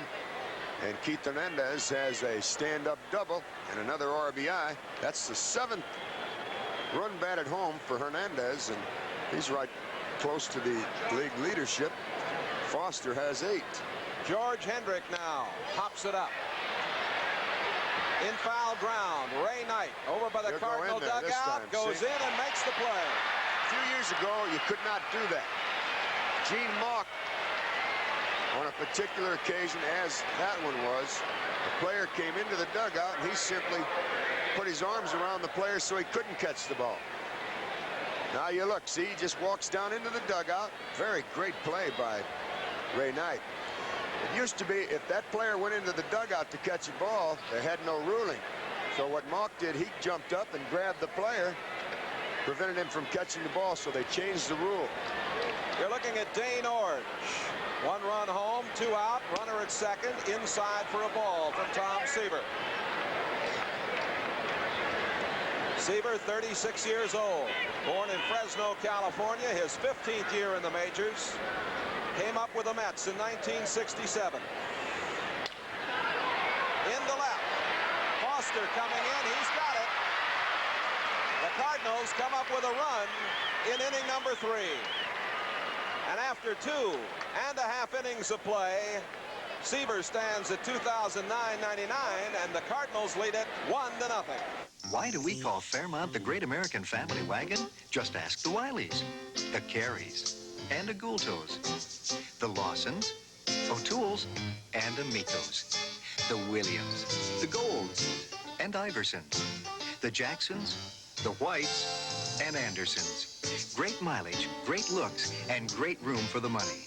It's made our wagon the best seller in America, and it's helped make Ford Fairmont the Great American Family Car. For years, I've done one thing, played tennis. Mom says if you concentrate on one thing, you can be the best. It worked for Kentucky Fried Chicken. They just do chicken. And no one else does it tender and juicy the Colonel's way. Andrea, time for lunch. Kentucky Fried Chicken, we do it right. Kentucky Fried Chicken, we do chicken right. You wanna be in pictures. You're wonderful to see.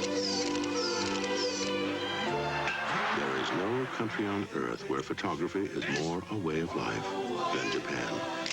And because they've been first with so many innovations, no camera company is more responsible for this than Pentax. First, where it means something to be first. While we were away trying to capture Tom Seaver's 3,000 strikeout, this man right here led off the 5th for the Houston Astros. He worked Candelaria to a 2-ball, 1-strike count. Remember Jason Thompson that put the Pirates ahead in the 5th with a home run? 2 balls, 1 strike. Art Howe, a former Pirate, drills it to left field, ties this game up at 1. After that, Candelaria retired Lennon on a fly ball, Pujols on a ground out, and Reynolds on a ground out. So we're in the top of the 6th. It'll be Omar Moreno, Foley, and Parker facing Fern Rule. 1 ball, no strikes on Moreno. Moreno has struck out and grounded out.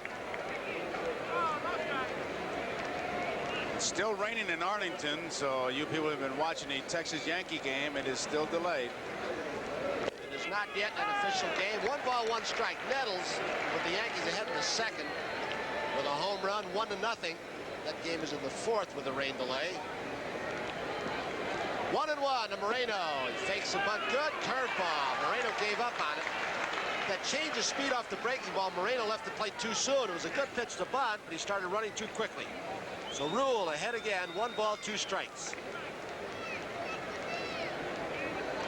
Each team has 3 base hits in this ball game. The 2 big blows, a Thompson home run and an Art Howe home run to tie it. Popped up in foul territory. Howe over toward the stands.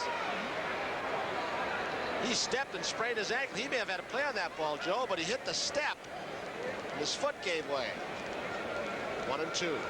He's an old Oreo. Here's the play once again. There's a lot of room. Foul territory. Now just watch where he steps. That little right down here. There's where he goes down. Whoops, and that throws him off balance. Ball almost hit him in the head. Sure did. 1 ball, 2 strikes to Omar Moreno. No outs, 1-1 ball game. Popped up. Pujols looks over to Howe at third base. 1 out.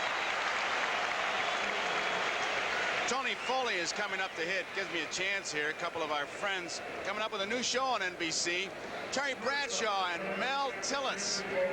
That's going to be, the show is called The Stalkers, and it's Johnny Carson's first show from his new production company. It'll be Friday, April 24th, 8:30 Eastern Time, 7:30 Central and Mountain.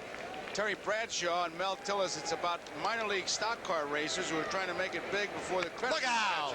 Wow, he decked him. He moved him back and may have hit that bottom part of the bat that you talked about earlier as Tony Barterome, former teammate of yours, Joe's out very quickly. That hit the bat, but that hit his wrist. It sounded so solidly up here anyway, the sound made it sound like more bat than hand or arm. Now Foley's asking. Tanner's arguing. This is a tough judgment call for any umpire. Wire behind the plate.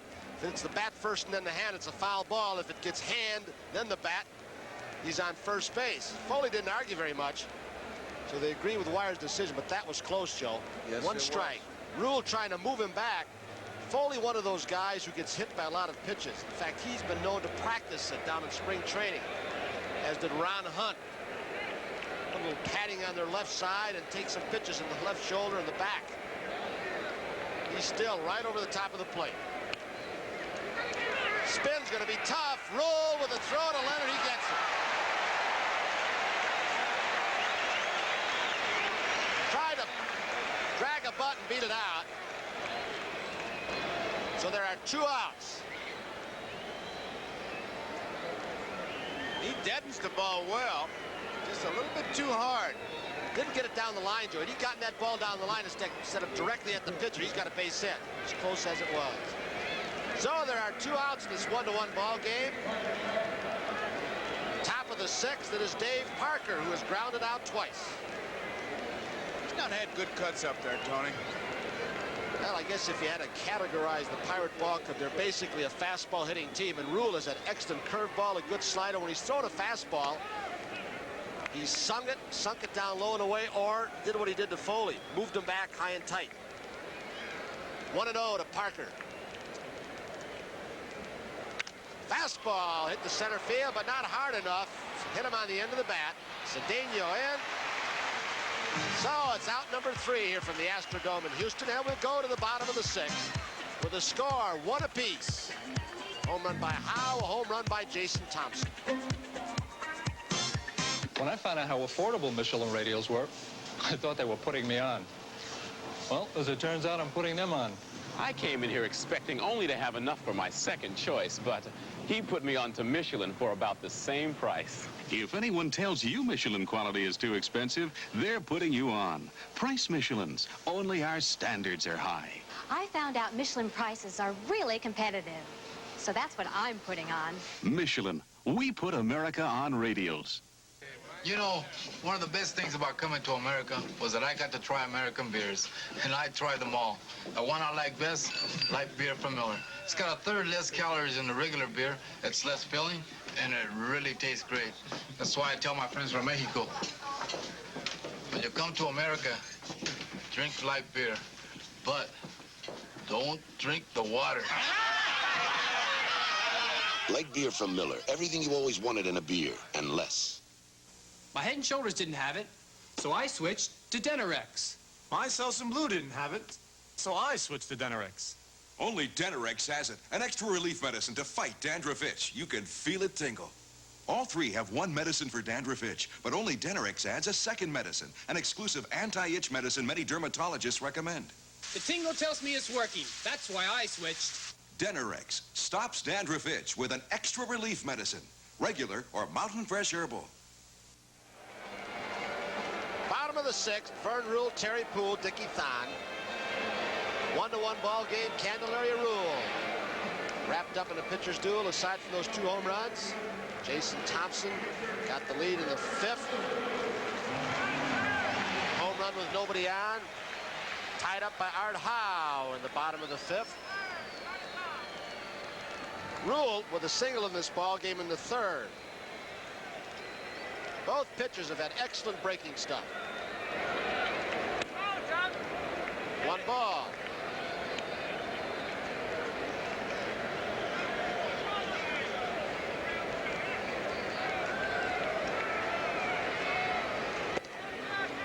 Two balls, no strikes. Well, we're going to leave you once again to see if we can pick up that historic moment in Cincinnati.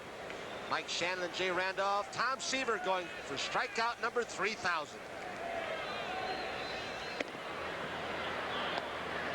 This is Jay Randolph with Mike Shannon, Riverfront Stadium in Cincinnati, where Tom Seaver is in quest of strikeout number 3,000. He is at 2,999.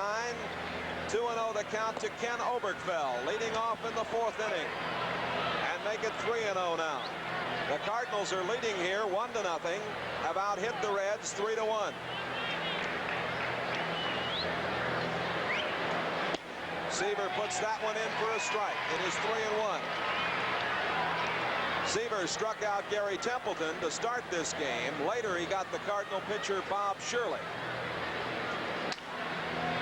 Into the hole. Concepcion can't handle it, and we'll wait and see how they rule it. Error. Should be an error. I would think. We'll see. It is E6. Second error of the afternoon for Cincinnati. They made a couple here last night. Now we'll see. Oberkfell, a very good hitter. He's been in the big leagues 2 years and he's hit 300 both years. He just went with the baseball, and you saw the result. Concepcion got the short hop and he couldn't handle it. Here's going to be your 3,000 strikeout victim if Tennis doesn't hit one of the fastballs. Well, he hit that one, but it is foul. Tennis, who was hit by Seaver in the 2nd inning. Oberkfell coming back to first.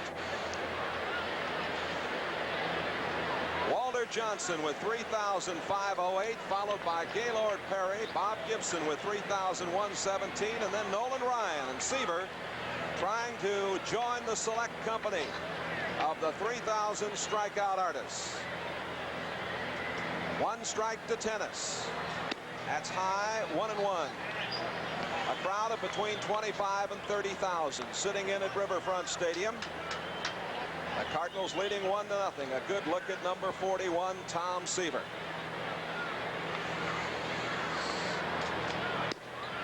Inside, ball 2. Seaver being caught this afternoon by Johnny Bench. 2 fellows that will go into the Hall of Fame.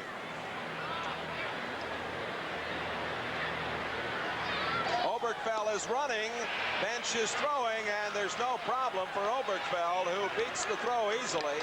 A low, rather weak throw from Bench on a strike that was inside at the corner, and it's 3-1. I'll bet you before the year is out, as you get another look at it, you see the throw bounce. And good play by the second baseman, Oster, to prevent the wild pitch. I'll bet you as the season goes on, bench decides to catch a little more. You're going to get your strikeout right here. On 3 and 2. That's a prediction from Mike Shannon. Now the fans begin to roar a bit here. He knows it. Look at him. Seaver. Full count. Seaver. He realizes it. We'll get him with the breaking ball. Seaver to tennis. It's low. He walked him, and they're runners at first and second. Threw him the slider, but he couldn't get it where he wanted. The first walk given up by Seaver. And with 2 on and none out here in the 4th, Seaver will face young Tommy Herr. Bet you Seaver will be glad when he's by this 3,000th strikeout so he can concentrate on this game and don't let it get away from him. Mike, that's an interesting point. You bring up the philosophy of pitching, and you know, it's been written about and talked about that Seaver was on the verge, needing 3 here this afternoon. He got the first 2. That's why all his teammates, the infielders, came in to talk to him about it.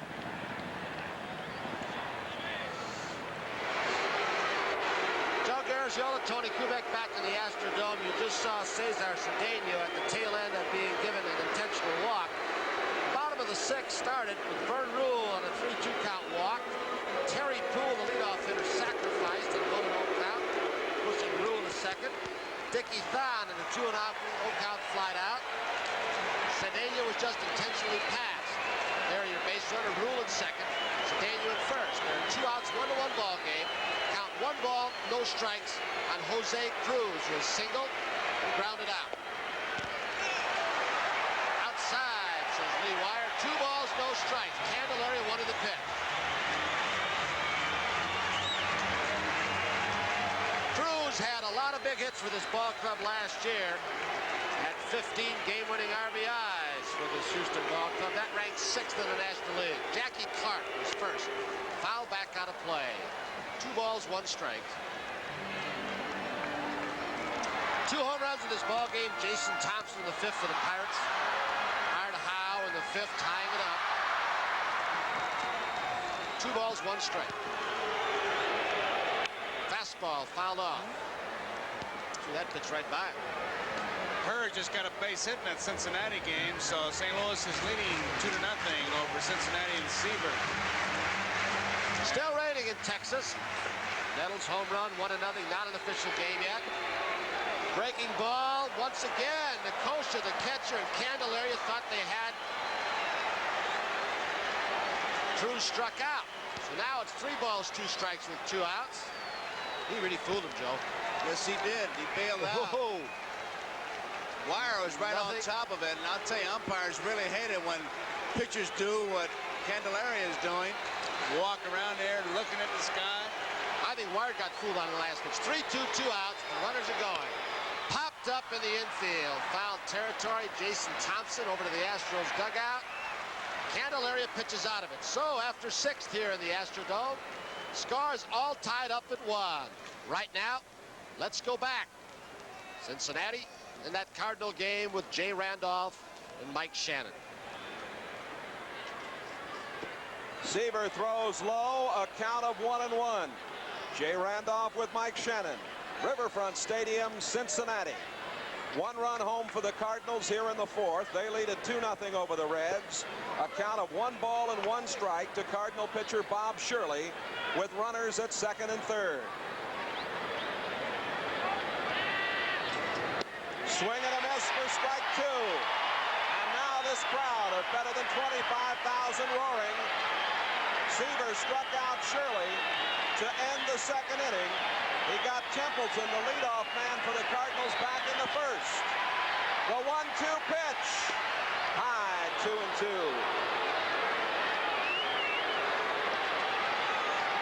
He'll come right after him here, Jay. He'll go after him with the fastball, I believe.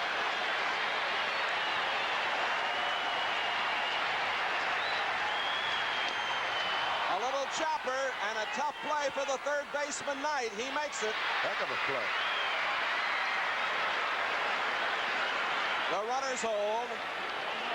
Got all these Cardinal batters really bearing down, choking up, hanging over the platter, trying to avoid that strikeout. Seaver's big concern now is not to let this ball game get away from him. He's losing 2-0. We're only in the fourth.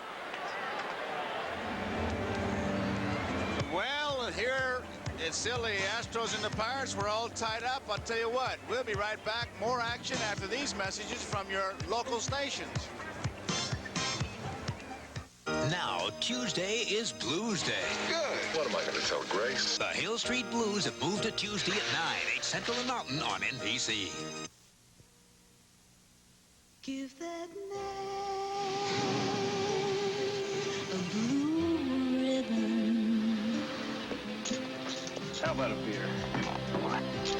Absolutely. When the real taste of beer is everything you thirst for. The original Pabst Blue Ribbon Beer. Pabst Blue Ribbon Beer.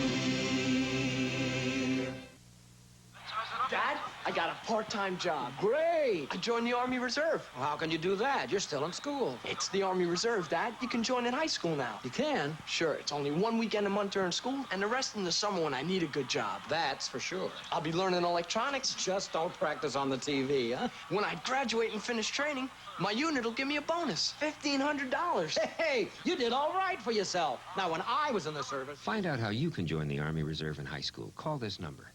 The American War Machine, Monday at 10 on Channel 5.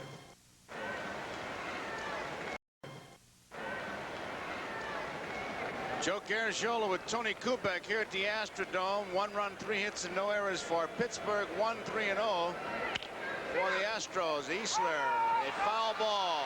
Foul ball, says Harry Wendelstedt. Thank God. I tell you, that was close, Joe. Looked like it almost nicked the edge of the bag, didn't it?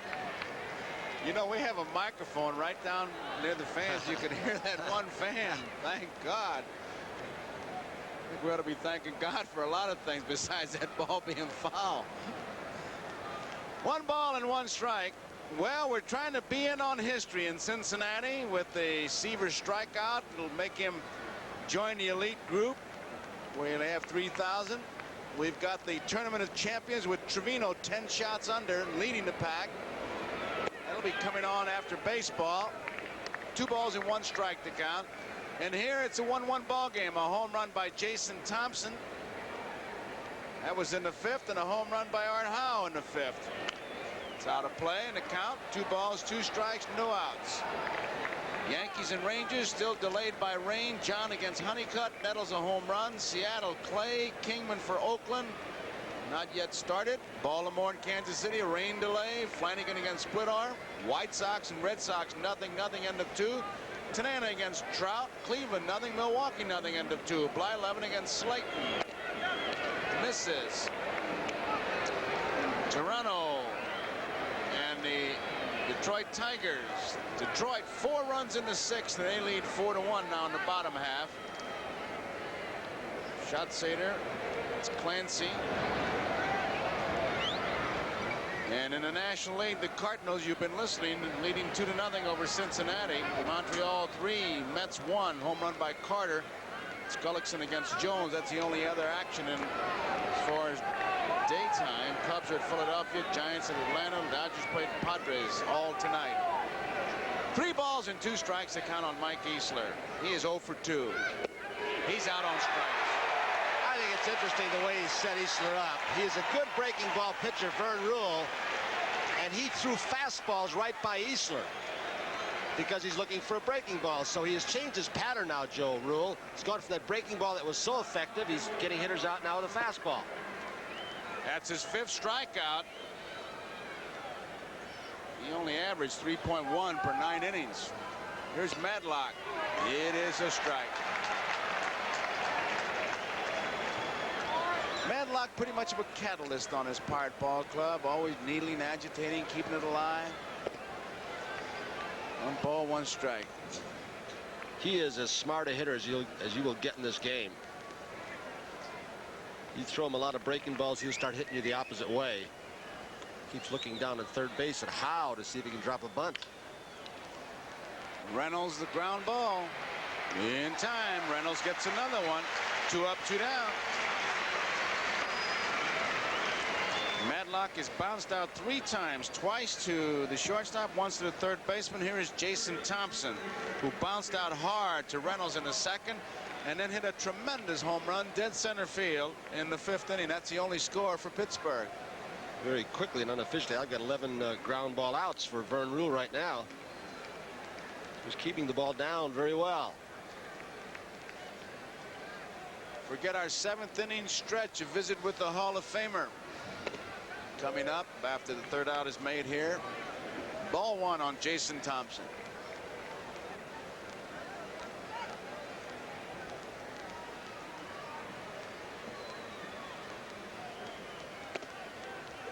Two balls and no strikes.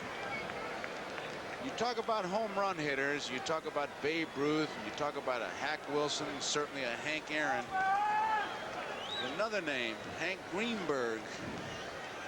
He'll be our 7th inning stretch, and I know you'll enjoy that spot.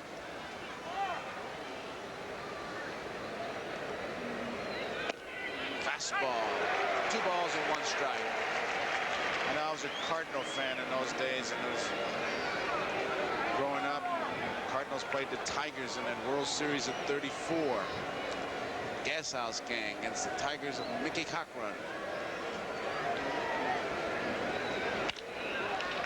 Line foul. He hits to all fields with pretty good power too, Tony. That's a good thing about this Jason Thompson.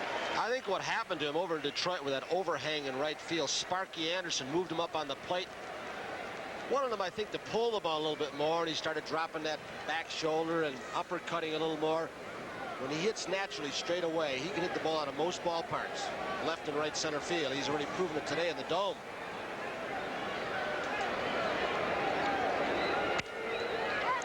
Popped up.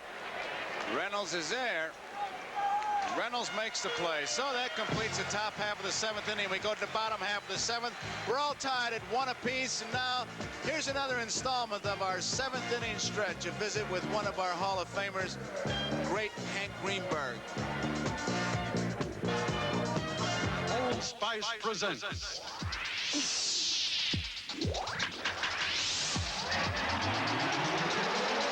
the 7th inning stretch, brought to you by Old Spice Stick Deodorant, the deodorant that works overtime.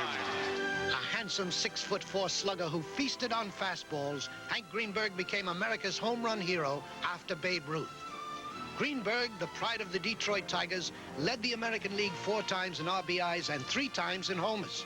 Honored twice as MVP, Greenberg crashed 58 home runs in 1938 and soon became the highest salaried player in the game. Always proud of his Jewish heritage, Greenberg went off to war in 1941, returning 4.5 seasons later with a dramatic home run. Greenberg closed the emotional 1945 season by blasting a 9th inning grand slam to win the pennant. A hero on the baseball field and the battlefield, nobody ever worked harder than Hank Greenberg. Ed's been working overtime practicing his serve. He needs a deodorant that works overtime. My boss is working overtime on a big presentation. He needs the deodorant that works overtime. Only Old Spice Stick Deodorant gives you both 24-hour protection from odor, plus that famous Old Spice scent. My son's been working overtime practicing his saves. Good thing my Old Spice Stick works overtime, too. Old Spice Stick, the deodorant that works overtime. 1-1 to score here in the Astrodome. A home run by Jason Thompson. The score for Pittsburgh. A home run by Art Howe. Both came in the 5th inning. That's how we stand here. Following the baseball here, we'll be switching out to La Costa for the Tournament of Champions, where Lee Trevino, 10 under. Ray Floyd chasing him. Larry Nelson. Jack Nicklaus is in the chase. We're also going to Cincinnati as we try to get Tom Seaver. Recorded his 3,000th strikeout, and certainly history in the making, his passport to the Hall of Fame. So we'll be covering it all this afternoon as we go into the bottom of the 7th inning, Candelaria against Art Howe.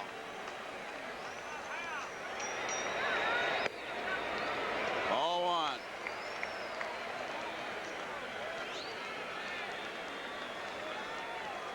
He has really torn this Pirate pitching staff up, Art Howe. Last year, he had 8 home runs off him.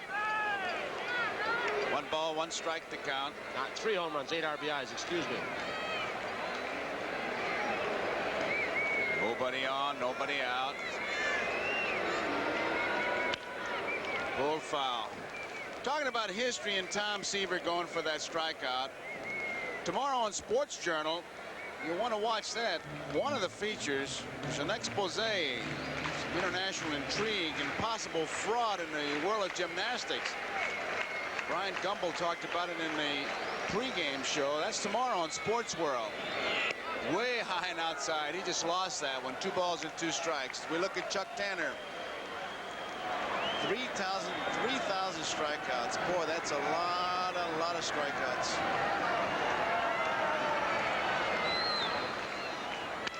It's popped up, and Jason Thompson and Vance Law, but Thompson says, I'll take it, and he does. 1 out.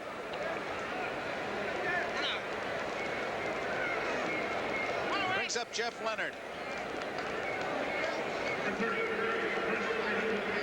You know, sometimes you wonder if there's still a lot of chatter in the infield. With the microphone where we have it placed, you can pick up Nicosia at times hollering the number of outs.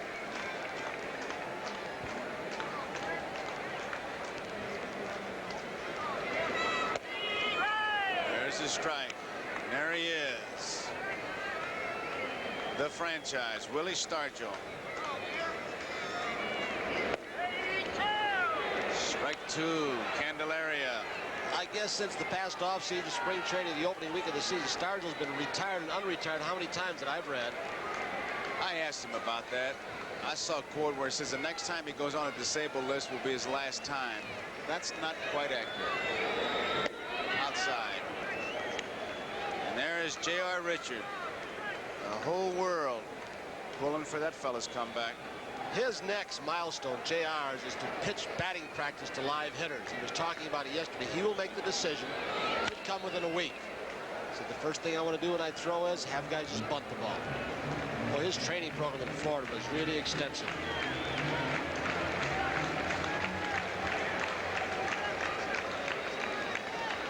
One ball, 2 strikes, 1 out. Score tied, 1-1. Bottom of the 7th.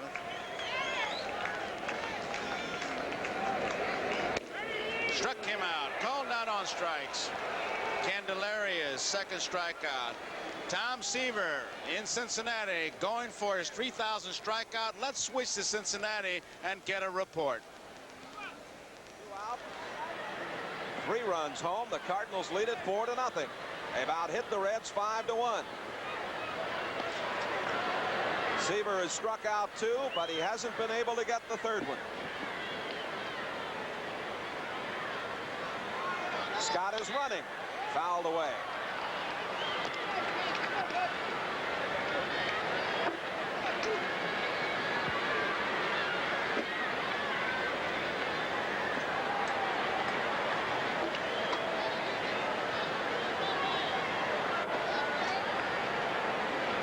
One strike to Hernandez. Swing and a miss. Strike 2. And now Seaver has opportunity again for 3,000. Sure, he'd really like to get Hernandez for his 3,000 because of the stature of Hernandez as a hitter. Batting champion, most valuable player. He'd love it. Seaver would. 2 strikes to Hernandez. High, wasted one, 1-2. Hernandez bearing down too. He doesn't want that dubious distinction.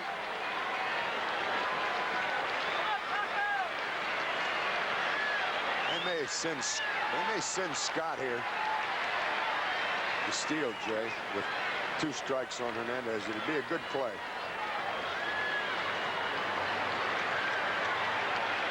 Scott's going. Strikeout. There it is. A high, hard one, and Hernandez becomes Tom Seaver's 3,000th strikeout. Seaver joins Walter Johnson, Gaylord Perry, Bob Gibson, and Nolan Ryan, and they're on their feet in Cincinnati.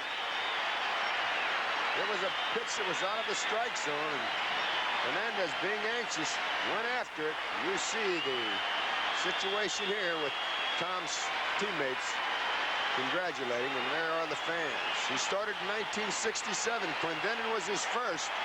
His 1,000th strikeout victim was Willie Montanez of the Philadelphia Phillies.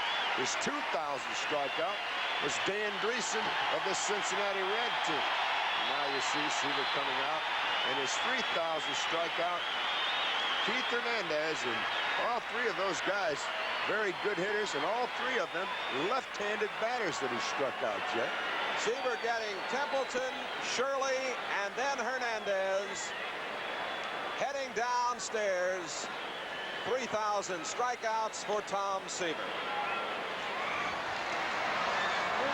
Bouncing ball by Craig Reynolds, and that ends the inning. Pujols had beat out an infield hit. You saw the historic strikeout of Keith Hernandez, a good hitter he got for number 3,000. So all of us here at NBC, beginning with from the top, Art Watson, Don Ohlmeyer, producers, directors, and Tony, you helped him. He couldn't have done it without us. One of our own, we can say that because he worked in the booth with us. Congratulations to Tom Seaver upon reaching that milestone. We're still tied here at the end of 7, 1 apiece. How do you grow a great cigar? Master planter Ralph Merrill knows. Plant special Dutch Masters tobacco seedlings in a fertile valley. Control the searing sun with clouds of special cloth. And wait. Now select only the best leaves and harvest them all by hand.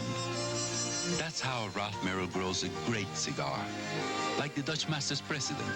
There really are masters at Dutch Masters. This might not seem like the most romantic place to celebrate your anniversary, but this is where it all began for Midas 25 years ago. And we're going to make a big deal out of it. We're taking 25% off the price of our muffins. That's right, 25% off every American car muffin. Now, just be sure you come in by April 30th, because at 25% off, you won't want to blow it.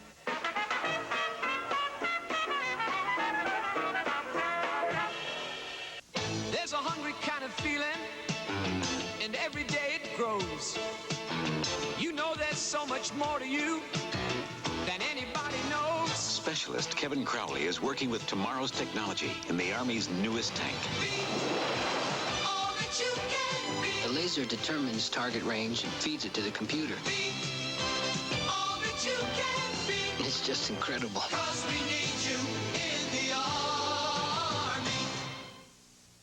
The champions have gathered. Jack Nicklaus, Tom Watson, Lee Trevino, and Hale Irwin are scheduled to compete in the Tournament of Champions, next on NBC. Well, John Milner will be the pinch hitter here in the top of the 8th inning. A ball game all tied up at 1 apiece. Milner batting for Nicosia. What an afternoon it's been if you've been with us all afternoon. Outside, ball 1. A home run by Jason Thompson in the 5th gave the Pirates a 1-0 lead. Art Howe, a home run in the bottom half, tied it up, and that's where we stand. 4 hits for the Astros with 1 run, 3 hits for the Pirates, and 1 run. 2 balls and no strikes. In Cincinnati, Tom Seaver got Hernandez on strikes to go with Shirley and Templeton. Picked up his 3 strikeouts. Now has at least 3,000. And I just hope there was a radar gun to record that. I'd ask you about it, Tony, but don't say a word. Enrique Romo begins to throw in the bullpen for Tanner. It's been a little bit of a soft spot for Chuck Jacoby, coming off an off year last year, struggling a little bit this year. Into the back. Right field. Going to be tough. Nice play. Dropped it. And Milner goes into second. Dickie Thon almost pulled off a tremendous play. He had a long way to go, and it was an excellent call by the umpire down at first base. Harry Wendelstedt, who was blocked out on the play, but Thon did not have possession. You've got to release the ball voluntarily is the way the rule reads. He may have shied away a little bit from Terry Poole right at the end. It's an error all the way on Thon. He went a long way. That puts Milner at second base. Dawson has hit a home run from Montreal in the bottom of the 6th. Montreal 4, New York Mets 1. Carter had a home run earlier. Cardinals 4-0 over Cincinnati. Bottom of the 4th. Seaver got his 3,000. Last night, Foley bunted on a 3-ball, 1-strike count. What do you think, Tony? I think he would be. He's got to be bunting. He's got to get the runner over. Tanner, if he gets a strike, may have to take a shot to right field, but right now I'm going to say he's bunting. See if Houston's got any trick plays on, or Reynolds goes to third. Bunted foul. Last night, Foley, and I asked about it, he got to count to 3 balls and 1 strike with the man on second. He bunted the ball, and I said, well, why wouldn't he hit it the way he controlled the ball, hit it to the right side? And Foley and Tanner both, and I asked them separately, both said the same thing. What if I had a line drive? What if I pop it up? I had to get him over. Sure way. Surest way. That's right. He said, I know that I can bunt the ball. I'm not sure I can hit him over. Beautiful bunt. Rule will have to go to first base. Sacrifice executed perfectly. And so down at third, and coming out of the bench to bat for Candelaria is Stargell. He'll get a nice hand from this crowd, I'm sure.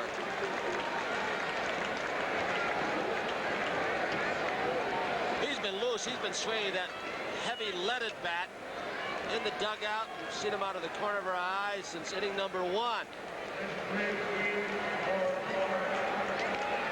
Batting with the pitcher, John Candelaria. Willie Stargell.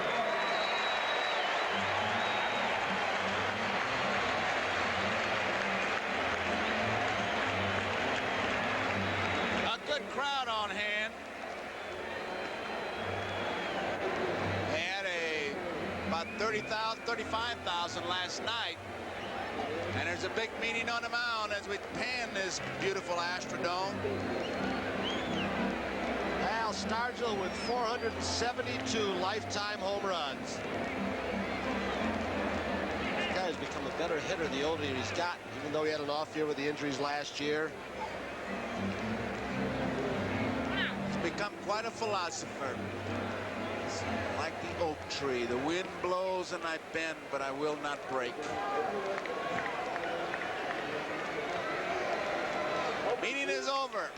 Milner is at third base. The infield has moved in. There is 1 out. Rule will pitch off the stretch. The pinch hitter Stargell were tied at 1 apiece in the 8th inning.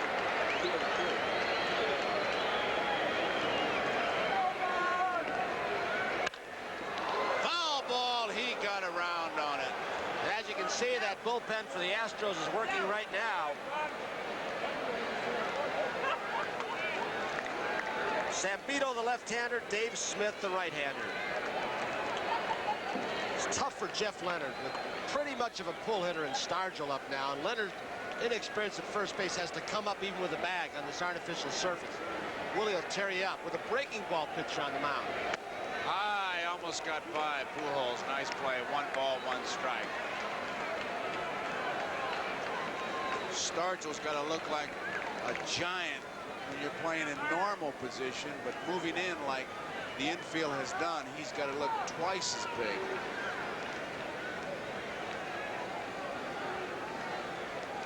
Rule has been pitching from the stretch, so if there is a high chopper, his infielders will have a shot at Milner should he decide to come home.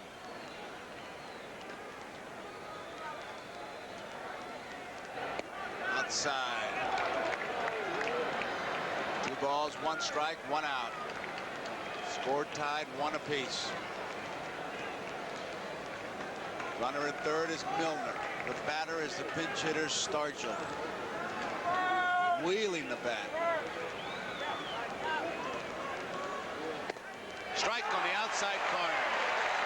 2 balls, 2 strikes.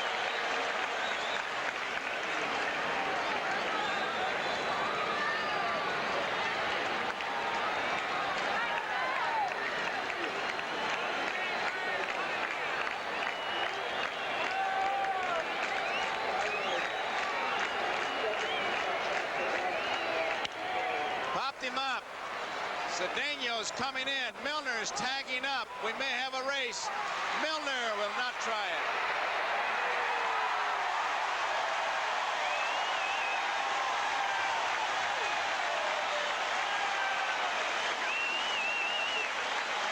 Big out for the Astros. Willie got a breaking ball. He got under it a little bit. Cedeno, watch him push off that right foot, that injured foot we talked about. Joe Lynette wisely wants to give Moreno a shot at him with 2 down. He held Miller at third. Perfect throw. Now you've got to be alive because Moreno could try to beat out a bunt. You can see the catcher Pujols alerting Jeff Leonard and Dickie Thon on the right side. Be alive. Art Howe at third base hollering instructions. He's moved in close. Rule looks like he'll pitch off the stretch now. Off the full windup. Ball 1. Speed will make you do a lot of things. Moreno is so fast. There's Howe in tight at third.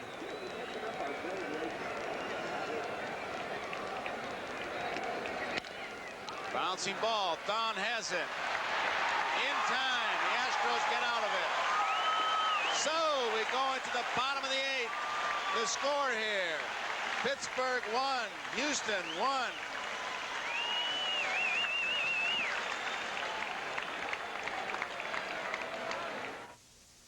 Here's two good friends. Tonight is kind First lanes!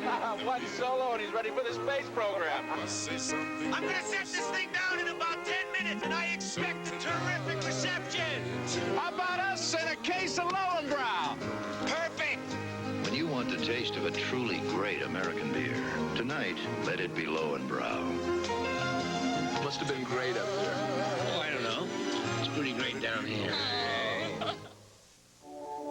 America has become overly dependent on foreign oil. Suppose that foreign oil was cut back.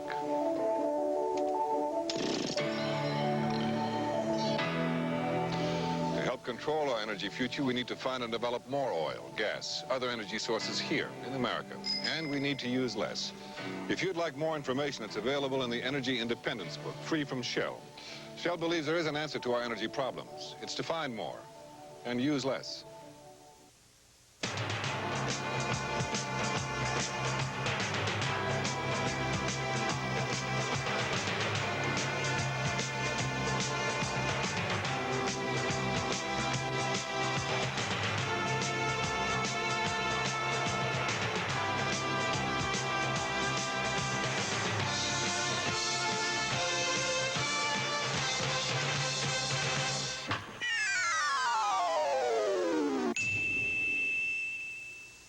The preceding message was furnished by Major League Baseball.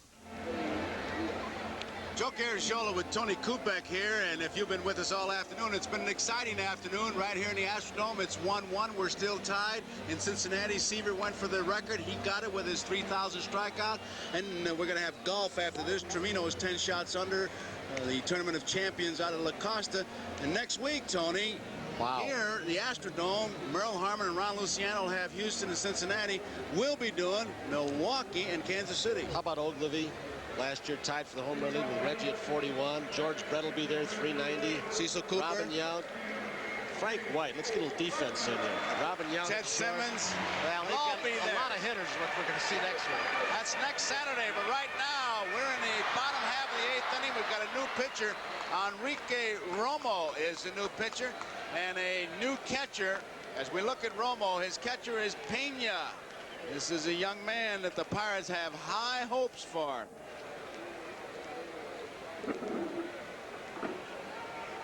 And we've got Dave Bergman's going to be a pinch hitter against Romo.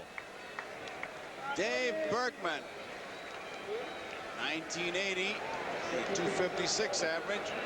Saw him in an exhibition game, in a tremendous home run against the Giants. We're playing in Phoenix. He belonged to the Yankees at one time, Dave Bergman. Romo with all kinds of pitches. Good screwball. It's that tailing fastball, but you never know where Romo's going to pitch from. Over the top, side, 3/4, screwball, slider. Very sneaky fastball. There's a record from last year. That's 2 ball games in a row. Last night, we thought we were going to see Tekulve, the close game, 4-3, and today. Tells you something, doesn't it? Bad. There's a strike. A manager can tell you all kinds of things, but it's the names that he puts on the lineup card that really speak the truth. Pena behind the plate, a good low position. Look, watch how low he gets. Look for that low ball. It's right down there, isn't he? Foley, nice play. Gets him. One of the best positioners in this game. He is, I don't think there's more of a student. I guess Pete Rose would equal the thought that is put in the game, but Foley studies everything. And every time you talk to him, he says, Gene Mock taught me this and that. Makes a nice play, has good hands, and an excellent throwing arm. What he lacks in speed of foot, he really picks up in knowledge of this game. Here is Terry Poole. Poole is 0 for 2, sacrifice in the 6th.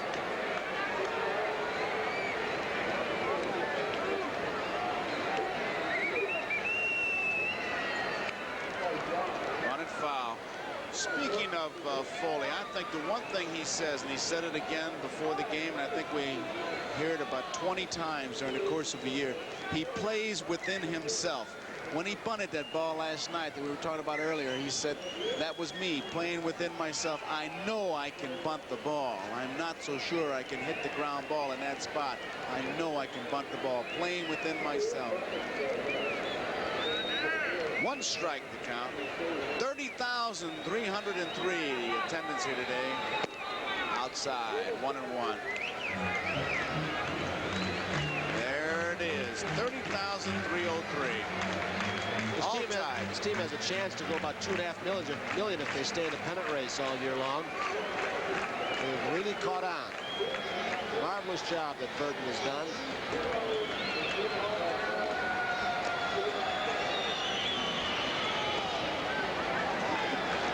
2 balls and 1 strike.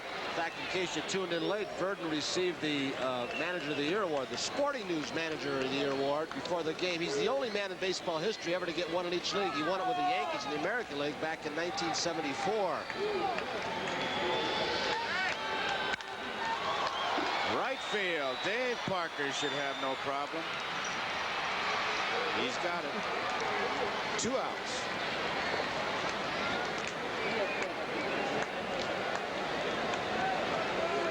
Was also UPI's National League Manager of the Year, Verdon was.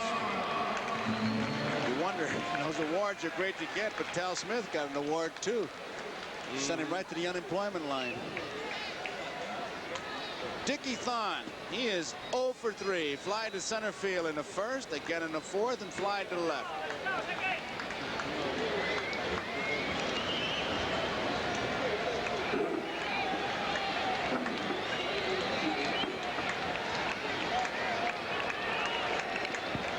Foul, strike 1.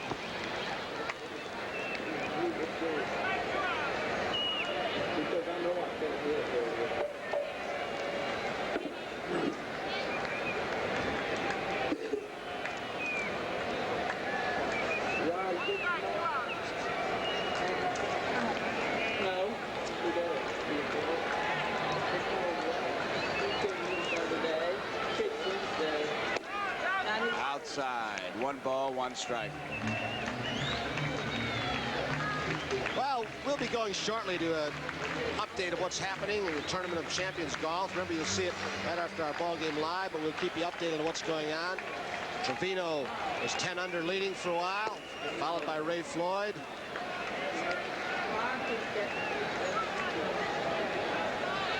Two balls and 1 strike. Get that report for you live. Just a few minutes.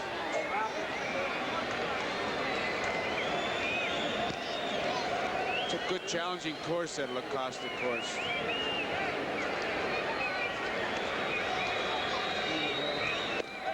Didn't get it. I think Trevino birdied the 3 of the last 4 holes. Curtis Strange that first day birdied the last 4. Nicklaus is 3 under, so he's in the chase. Be a good day today. Be a good finish tomorrow. We'll have a live report in just a few minutes. 2 balls, 2 strikes, 2 outs, 1-1, bottom of the 8th. Outside, Romo.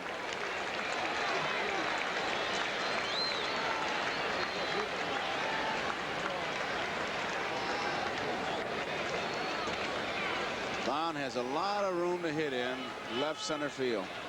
And shade him towards the right field line.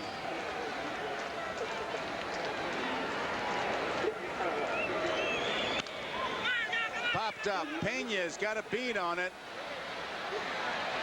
He made that play look easy. No doubt about it. Whoa. It's going to be a good one. A picture book play by Pena. It ends it. We complete 8 innings of play. We're all tied. Pittsburgh won and the Houston Astros won. I get all kinds in here. Some like it straight, some with a twist, but they all want the best disposable razor. If they like it straight, it's Gillette's Good News Razor, the Twin Blade Classic. If they like it with a twist, it's Gillette's Swivel Razor, twin blades plus a moving head that hugs your face. Both shave better than any single blade disposable. Good news or swivel. Gillette puts 2 great shaves at your disposal. So what'll it be, straight or with a twist? Now there's a place where they have their own authorized mechanics, quality parts and service, and prices you can afford. Now there's K-Care, found only at Kmart. Here, skilled mechanics trained at our own automotive training center know about improving performance, safer stops, smoother ride, all important aspects of your car. Get K-Care for top-notch parts and service at a Kmart price. Car troubles?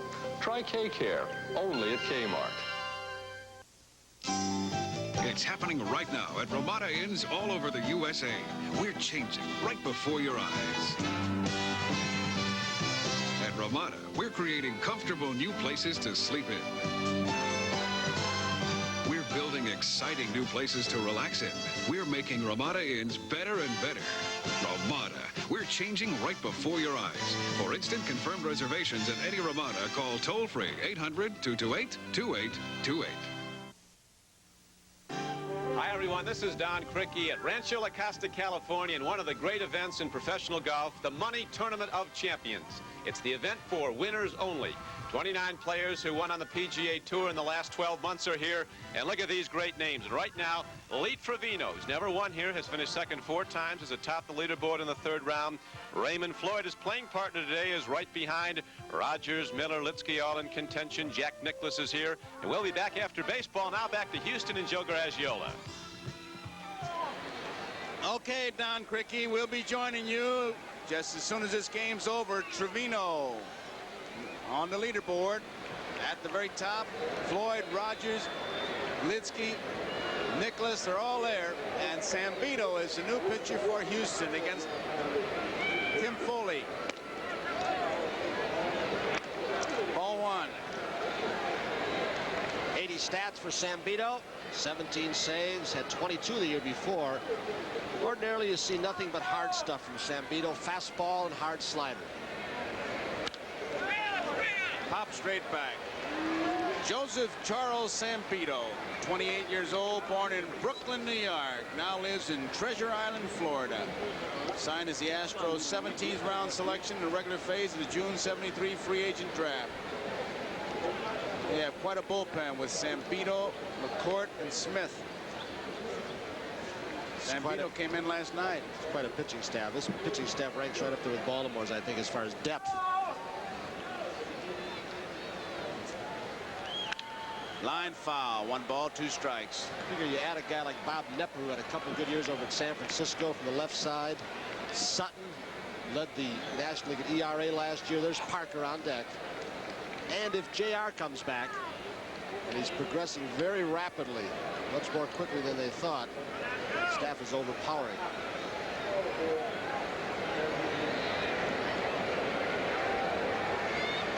You know, all those names, you forget Nolan Ryan. How about Necro, who's had a couple of 20-game seasons? Joe Necro. He's the good hitting pitcher among the Necros. Here's the 1-2 pitch. Line drive, base hit, left center field. Foley is on at first, and it brings up Parker. Well, Parker's up. We told you we spoke with Parker earlier in the day to find out what can be done to people throwing things in the from the stands. Some of the rowdies, and here are some of his ideas. I think really the only way I can see of solving this problem is that the fans kind of help out in this situation. If you're a fan participating in watching a ball game and there's some objects thrown in the vicinity around you, I think that a fan should take it upon themselves to get up and go to an URSA or security. And I think that would cut down on the majority of it. You know, I think fans have got to realize that because we are professional ball players, it doesn't take away the human element. We are going to make physical mistakes along with some mental mistakes, but yet and still we're human too, and I think that's something that fans should start realizing. Dave Parker telling Tony about his ideas how to curb some of the rowdyism in the stands. Parker's 0 for 3. We're all tied here, 1-1. We're in the ninth. Art Howe is moving in close at third. Strike one. Boy, I don't know, Tony, if I was Howe, if I'd come in that close. Well, with a tough left-hander like Zambito, you wouldn't expect Parker to bunt, hitting in the number 3 spot in this lineup, but Parker could do it on his own. Even though Tanner doesn't flash him aside, he may say, listen, Zambito's tough on me. That's the winning run in Foley at first base. Yeah, but how? I'm going to do it on my own. Well, you got to take a chance, I guess. And he's saying, if I get one plowed down my throat, he still may drop a bunt on me. Tough choice. Strike 2. Howe's married with 3 kids. He better stay back. Cleveland 1, Milwaukee nothing, and 5. We'll be in Milwaukee next week. Milwaukee and Kansas City. And Cincinnati will be here in Houston. Be our other game. 2 strikes to count on Dave Parker. Foley's at first base. We're in the top of the ninth. Nobody out.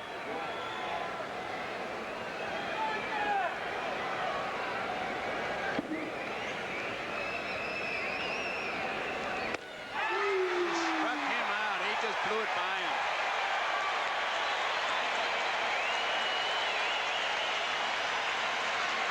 So there's one away. He just blows smoke by him high and tight. He'd set him up with a slider earlier on in the count. Dave just couldn't catch up with it. That is a perfect pitch in a perfect spot. And we're going to have another pinch hitter. Lee Lacey's coming up. Let's pause briefly for station identification. This is the NBC television network. This is WMAQ-TV, Chicago.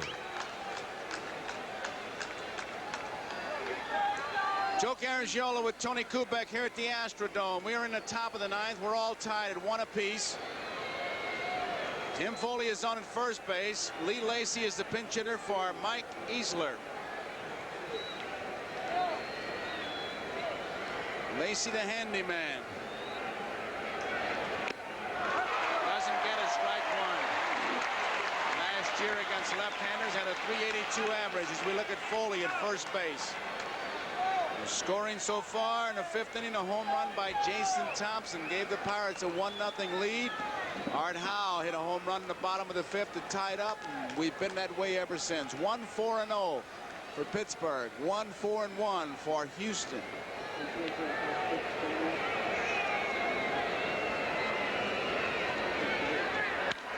Out of play. Can't catch up to Zambito's fastball. Parker couldn't. Lacey's late. Zambito averages just under 1 strikeout per inning.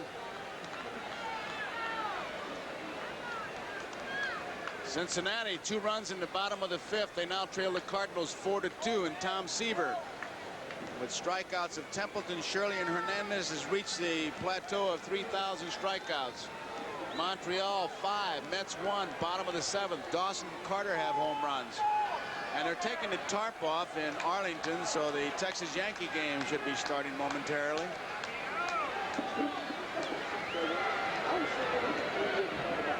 About 25-30 minutes for that start of the Arlington for the Texas Yankee game. High. 1 ball, 2 strikes. Detroit Tigers, and what a start they're off to. 4. Toronto Blue Jays 1, bottom of the 8th. Cleveland 1, Milwaukee nothing, end of 5. Red Sox and White Sox nothing, end of 4. Baltimore, Kansas City still delayed. Seattle plays Oakland later start. Yankees were leading 1-0. Home run by Nettles. But that game delayed, but they're going to start it pretty soon.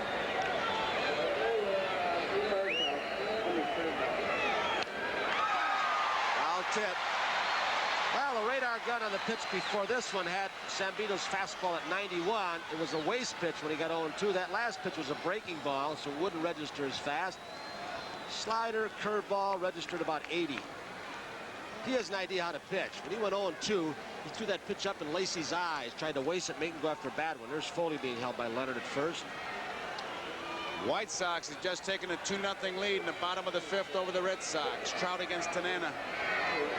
1-1, we're tied here. Ninth inning.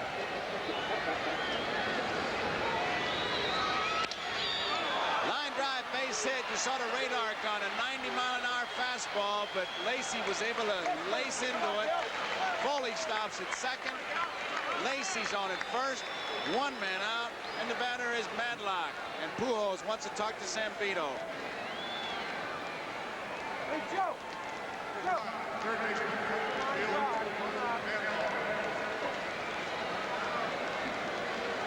That voice you heard hollering, "Hey Joe," was that of Chuck Tanner. He was hollering to Joe Launette, who was whistling across to Monchak to give instructions to Lee Lacey, the base runner who just singled. Madlock was bounced out 3 times. Bounced out to short in the second, third in the fifth, after the shortstop once again in the seventh. Madlock to stay out of a double play right now, maybe going the other way. He's got a good hole between Thon and Leonard at first base. Middle infielders will jockey back and forth, try and hold Foley close so he can't score on a single to the outfield. Breaking ball, strike one. Lacey is able to get a pretty good lead at first base. If there is a ground ball and the possibility of a double play, we're liable to see some real action on the takeout at second. Burton does have a pickoff play in this situation at first base, but with Leonard at first base, inexperienced, he may not want to pull it. The 2 runs by the White Sox came on Carlton Fisk's 3rd home run. Man on, so they lead the Red Sox 2-0.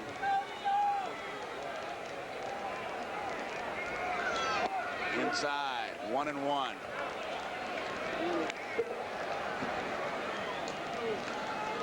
Get that cap inside the fence. Yeah.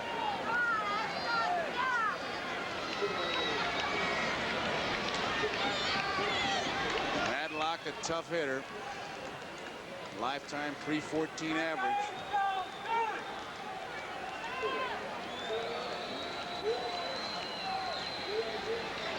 Outside.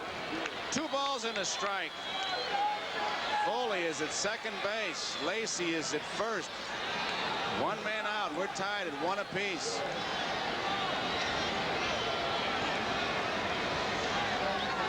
Good throwing arms in this ball club are Cedeno in center, Poulin right.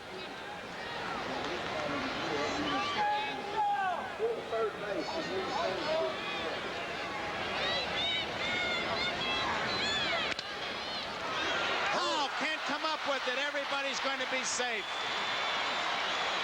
It was well hit. Let's see how they call it. I believe they got to give an error on that. The ball's almost right at him. He tried to take it up with one hand. First of all, it looked like it hit up the heel of his glove.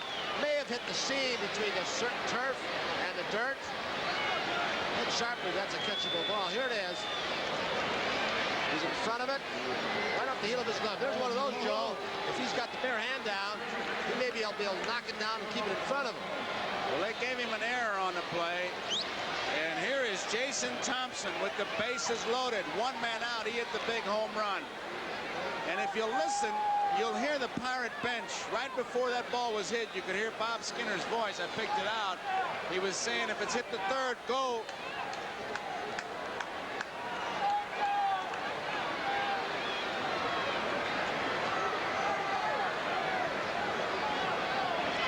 That's Foley at third. Lacey's at second. Madlock is at first. 1 man out. Jason Thompson, the batter. Double play ball. There's one. Oh, whoa. And there was the difference. Here comes another run. Lacey will score. Did Madlock ever take out Dickie Vaughn? Oh, he drilled him. And that was the difference. Dickie Vaughn never had a chance. We call him Mad Dog. He plays as hard as anybody has shot, a legal shot at Dickie Thon. Here's Reynolds. He may have been a little slow getting rid of the ball. And just at release point, Dickie Thon was absolutely creamed by Matlock. Thon has played shortstop a good part of his career, so he is not used to having runners coming up his back. Look at Matlock. He can still be in contact with the base. It's a roll block, but he can reach the base and get it. It's legal. And just as he threw the ball is when he was hit, and that ball died right as it got to Leonard. It got by Leonard. 2 runs in. There's an error on the throw, the 3rd error for the Astros. That's a foul ball out of play, so Pittsburgh takes the lead 3-1. Well, we'll show you another angle. Here's the first out. That was out number 2. Tail end of the double play. Just as Thon releases the ball, he just throws a shoulder roll style block to get Dickie Thon. That play, I think, Reynolds thought it was going to be a routine double play, and he stood up and gave an easy toss instead of really getting rid of it with something on it, and it set Dickie Thon up. He was set up like a 5-pin in a bowling alley, and he got nailed. 1 ball, 1 strike. Tony knows better than I, but when you're waiting for that ball, I know I've waited for throws at home plate, and you think it's the 5-15 coming through Grand Central when you hear those footsteps, and you want that guy to give you that ball in a hurry, and if he gives you that little room service toss like Reynolds did, you just go to the drawer and check out on your hospitalization. Art Howe has it flipped to Thon. That ends the inning, but the Pirates take the lead. They scored 2 in the 9th. We go in the bottom half of the 9th inning. It's Pittsburgh 3, the Astros 1, and it'll be Cedeno, Cruz, and Howe for the Astros in the bottom of the 9th. Wherever you live, whatever you need to trim, Homelight string trimmers give you that finishing touch. Because after Homelight gives you quality, Homelight gives you a choice with lightweight electrics and powerful gasoline trimmers, all with automatic string advance. We've got trimmers that turn into blowers and trimmers that become brush cutters. There's even a trimmer you can operate with 1 hand. So whatever you need to trim, wherever you need to trim it, get a Homelight string trimmer for the finishing touch.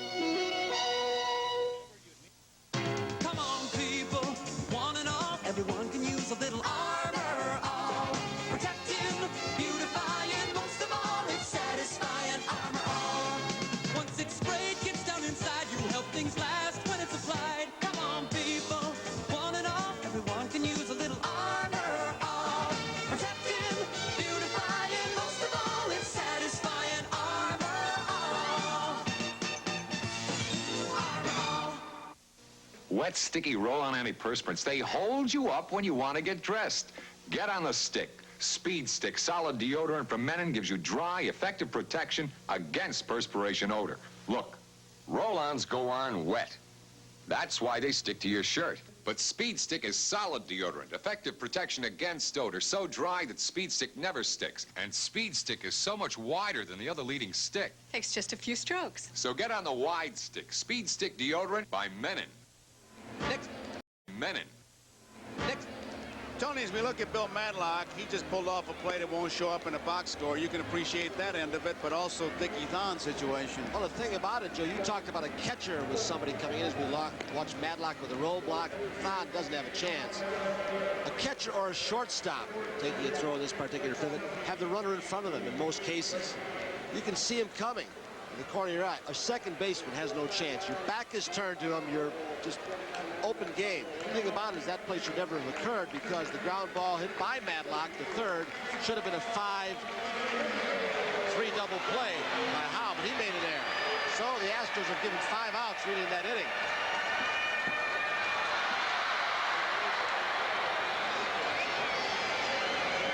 And it's a 3-1 score here. Pittsburgh leading the Astros. Cedeno here in the bottom of the 9th to try to get it started against Romo.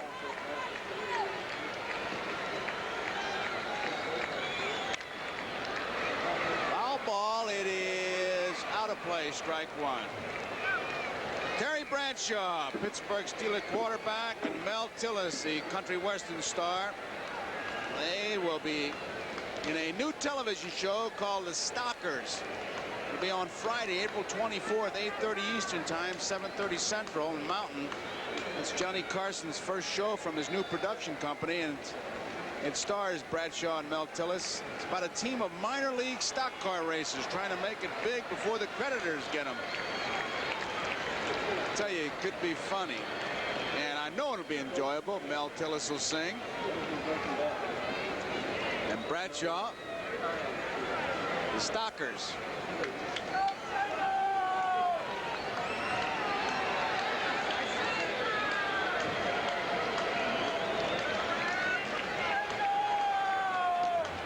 Well, we're trying to decide who the star of the game will be. Should it end right here? We got a little indecision going on here. Hot smash. Madlock has it. Long through. 1 out.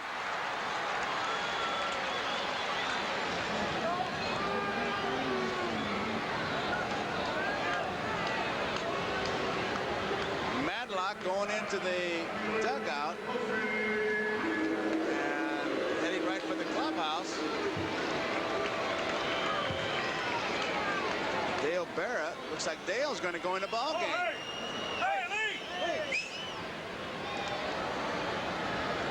Monchak hollering, hey, Lee. As Tanner comes out, they're going to make a change here. And it will be Dale Barra.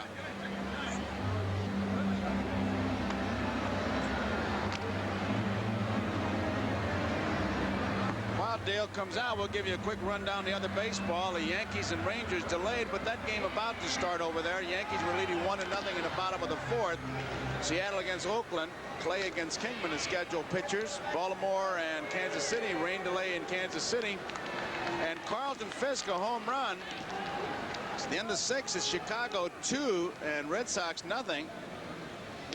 Milwaukee and Cleveland. The Indians 1. Milwaukee nothing. End of 5. Detroit 4. Toronto 1. They're in the bottom of the 9th in that game. National League. Cardinals 4, Cincinnati 2 at the end of 5. Seaver got his 3,000 strikeout to join that select group. Montreal leading the Mets by the score of 5-1 at the bottom of the 7th. Dawson and Carter have home runs. Following our game, we'll be switching to La Costa for the Tournament of Champions.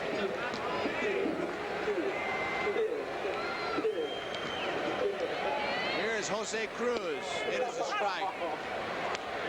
Just a ground ball hit to Madlock, and after the play, Madlock just went right into the dugout.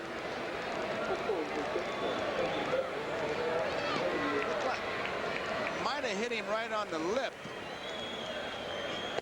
Fastball. 1 ball, 1 strike. Our bullpen gets busy. Don't forget tomorrow on Sports World, expose. Fraud in women's gymnastics. The Sports Journal. Well hit. Right field. A change of pace. Near the line. It is curving foul. In addition to the Sports Journal tomorrow, the Golden Gloves Association of America Tournament of Champions.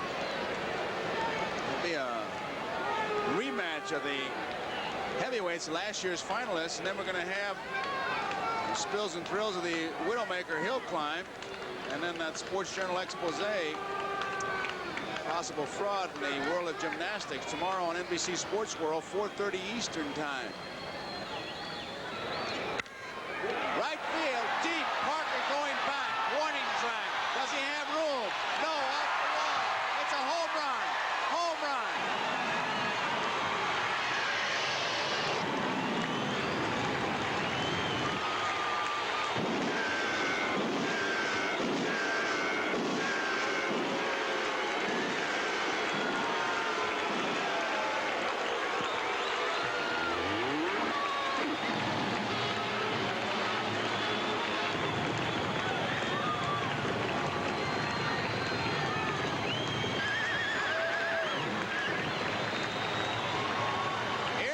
Swing by Jose Cruz. He knew he touched it off. He almost had one to pitch before. He's going to stay there and watch it as Parker goes back. For a minute, looked like he might have a play. And then it's all over. It's a 3-2 ball game with the Pirates out in front. Pena wants to talk to Romo. The report we have on Bill Madlock is that he cut his lip. That ball hit him on the lip. He suffered a cut, and Dale Berra has replaced him at third base. Cleveland, 4 runs in the 6th. They lead Milwaukee 5-0. This is Art Howe, had a home run earlier in the 5th. 0-1. Tony Kubek has made his way down to the third base side. And there is Dale Berra really guarding the line.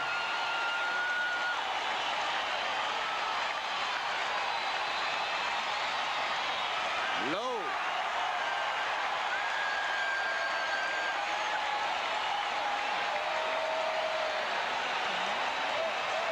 $30,303, and they will tell you exactly what's happened as we listen to this crowd react. Their club, the Astros, trail by 1.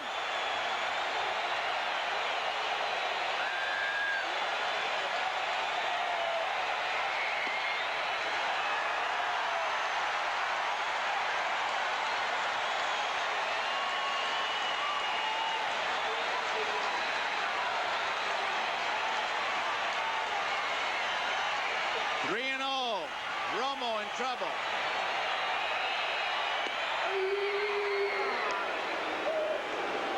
The left-hander is Jackson. The right-hander is Tekulve. 3 balls, 1 strike, 1 out, 1 run in. Bottom of the 9th. Pittsburgh leading 3-2.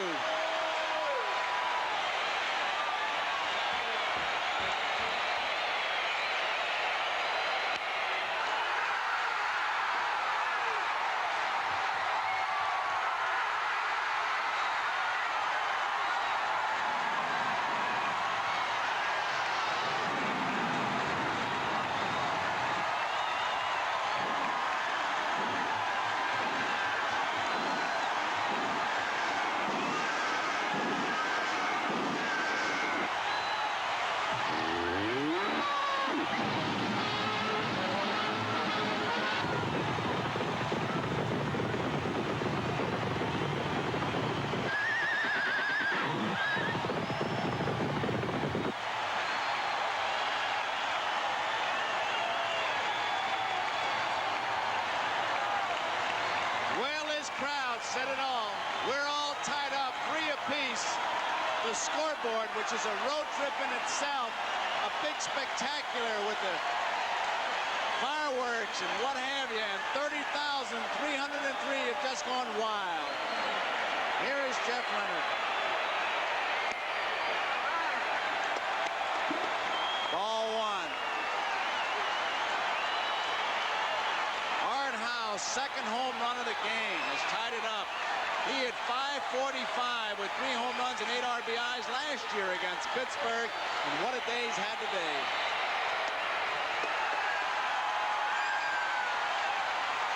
Two balls and no strikes.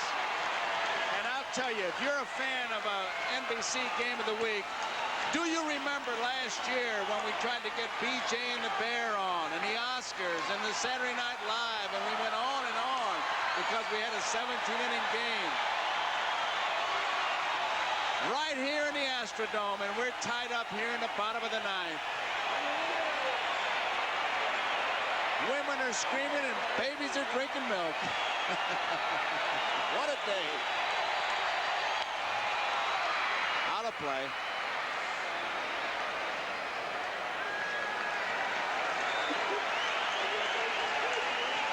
Two balls, 1 strike, 1 out.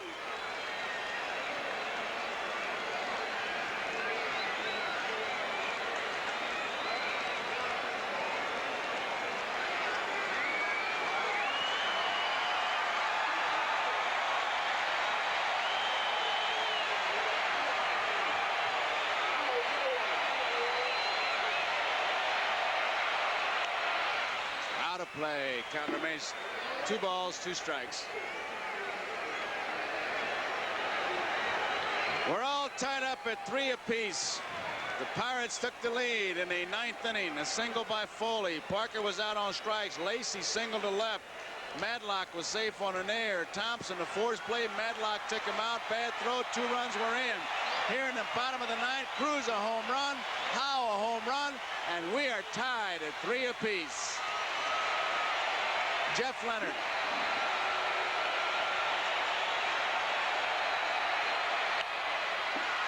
Berra. Good play. Dale Berra, fine play to his left. And there are 2 outs. Berra replaced Madlock. He roamed 4 to his left. Many feel that's his best position, third base. And he shows a lot of range here. Comes up throwing.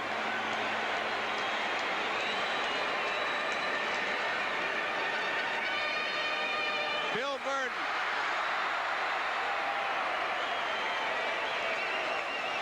Pujols was 1 for 3.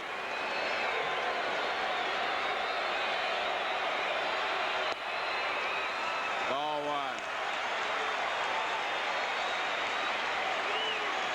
Jason Thompson a home run for Pittsburgh. Cruz a home run for the Astros, and Art Howe a pair of home runs.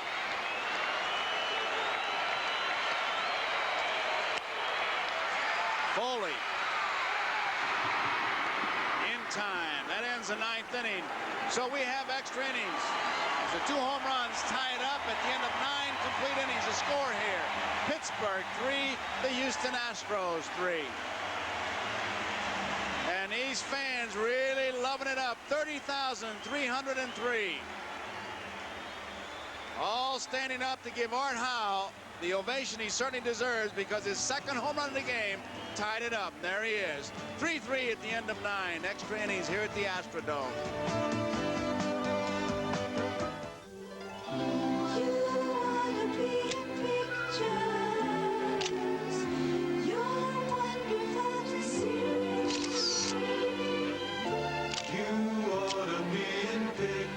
Perhaps no people on Earth enjoy photography more than the Japanese. And because they've been first with so many innovations, no camera company is more responsible for this than Pentax. First, where it means something to be first. Now's the time. Yes, now is the time to get the jump on a real truck deal.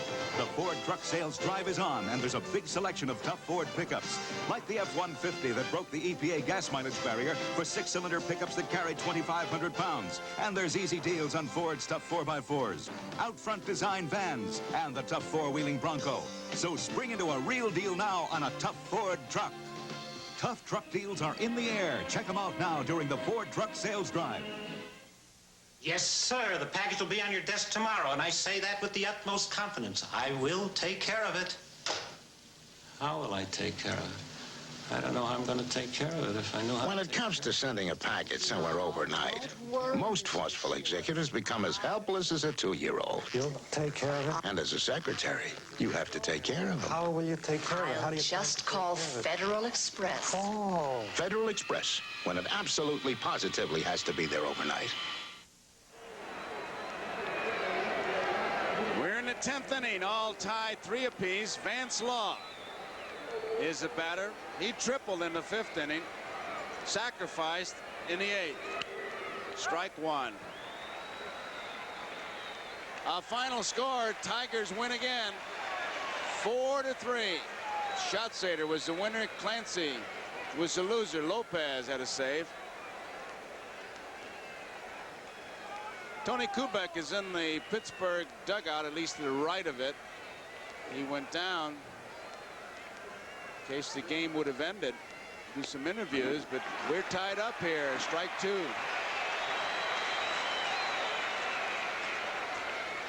Sambino in relief. A pinch hitter has come out in the on-deck circle for Pittsburgh.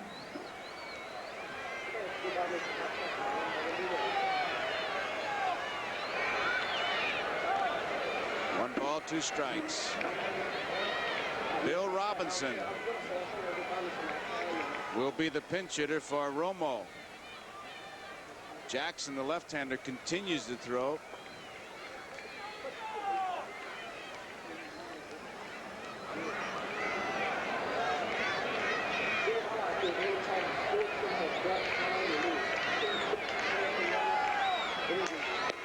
Struck him out.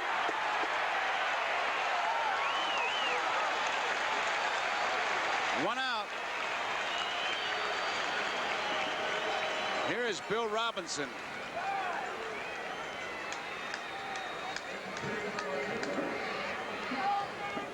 Bill Robinson, the pinch hitter, hit .325 against left-handers.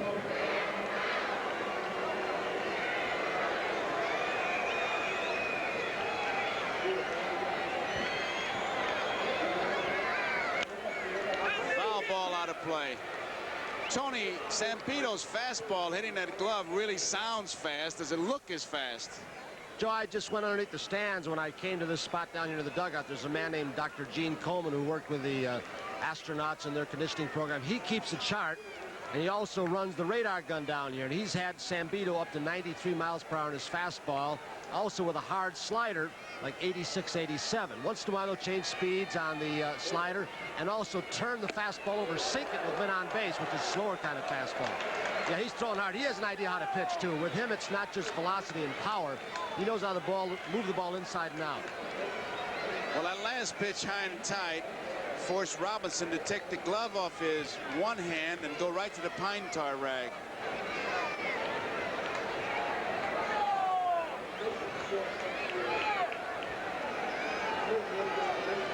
One ball, one strike, one out. We're all tied at 3 apiece. 2 balls and 1 strike.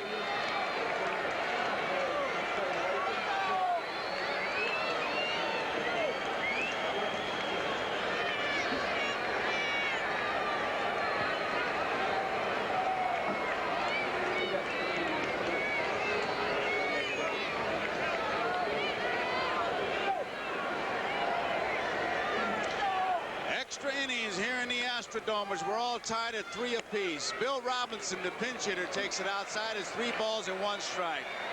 Candelaria started for Pittsburgh. Rule started for the Astros. Jason Thompson gave Pittsburgh a lead with a home run in the 5th. In the bottom of the 5th, a home run by Howe tied it up 1-1. A bouncing ball, Howe at third. In time. Robinson is out for the second out. And then in the 9th inning, Pittsburgh jumped out with 2 runs. A base hit by Foley to left. Parker struck out. Lacey pinched hit. Foley stopped at second. Madlock hit a ball that Howe couldn't handle, and the bases were loaded. And then Thompson hit a ground ball to Reynolds. Looked like a double play, but Madlock upended Dickie Thon. 2 runs were able to score. 1 on the ground ball, 1 when Thon was flipped, and his throw got by Leonard for an error. So 2 runs came in. It was 3-1 for Pittsburgh, but then the bottom of the 9th, Cruz hit a home run. And Art Howe back-to-back home runs, his second home run of the game, and we were tied at 3-3, and that's where we stand now as Moreno comes up. And those of you who tuned in to watch the Tournament of Champions at La Costa, we will be going there immediately following this game. Trevino was at the top of the leaderboard, 10 under, with Floyd, Larry Nelson, all giving him chase. Jack Nicklaus is 3 under, so he's in it. So we'll be going to La Costa for the Tournament of Champions right after this game. 1 strike to count on Moreno. Foul ball.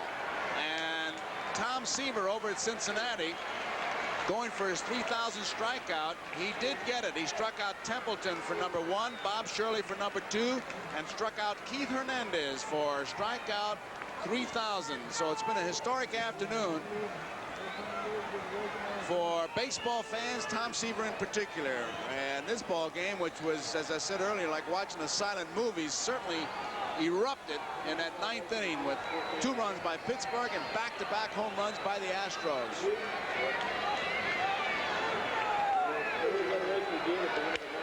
It's popped up, straight up. Pujols having trouble seeing it. Now he's got it, makes the play. You can hear Sampedo holler, straight up, straight up. That ends the inning. They go to the bottom half of the 10th inning. The score, Pittsburgh 3, the Houston Astros 3. And it'll be Reynolds, the pitcher spot, and Terry Poole for Houston in the bottom half of the 10th, all tied at 3 apiece. Here comes Johnny Rutherford.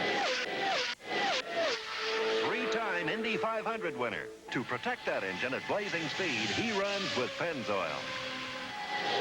Johnny's wife, Betty. She uses Pennzoil, too. But she uses Pennzoil's regular-priced, gas-saving multi-weight oil. Pennzoil. For cars like Johnny's, and Betty's, and yours. Gas-saving Pennzoil. Quality in every extra mile. Here's two good friends. Tonight is kind of Hey, whoa! Camp's back there. Guys, after 3 days of nothing but fish, I vote for a change in the menu. It's our last night. It's my boat. All right, so where are we going?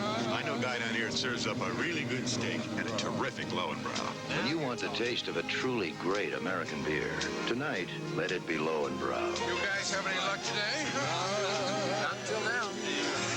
Let it be Lowenbrow.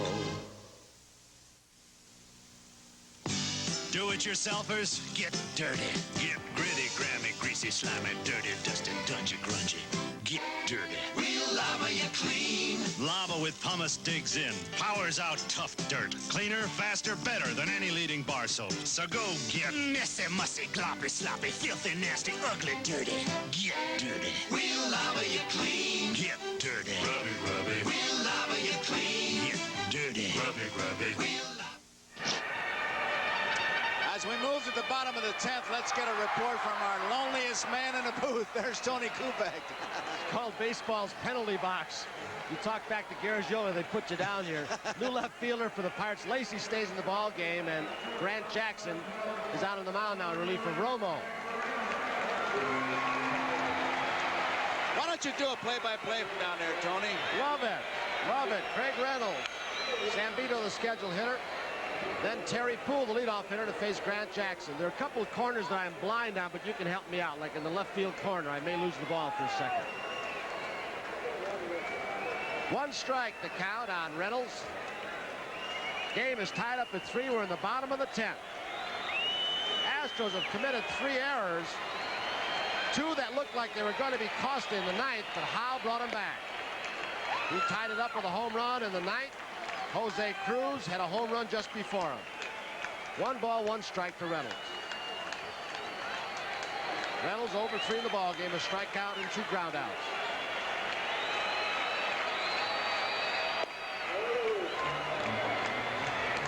One ball, 2 strikes.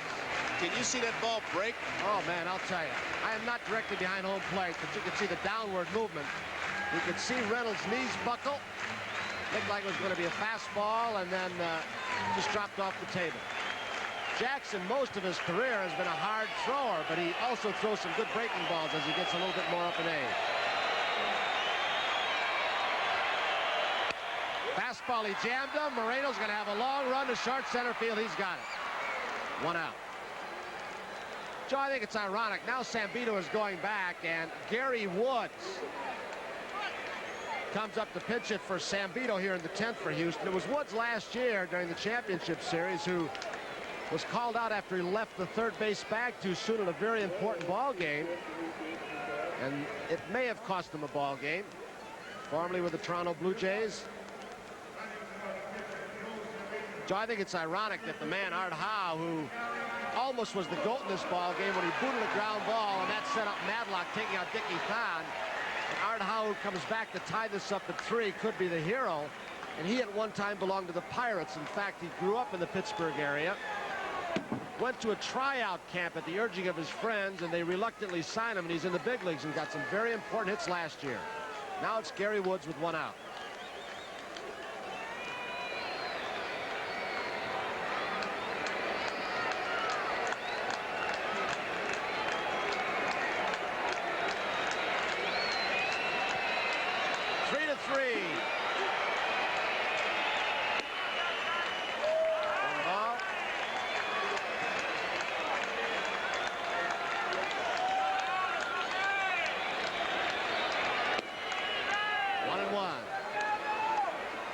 Astros getting back in this ball game like they did so many times last year.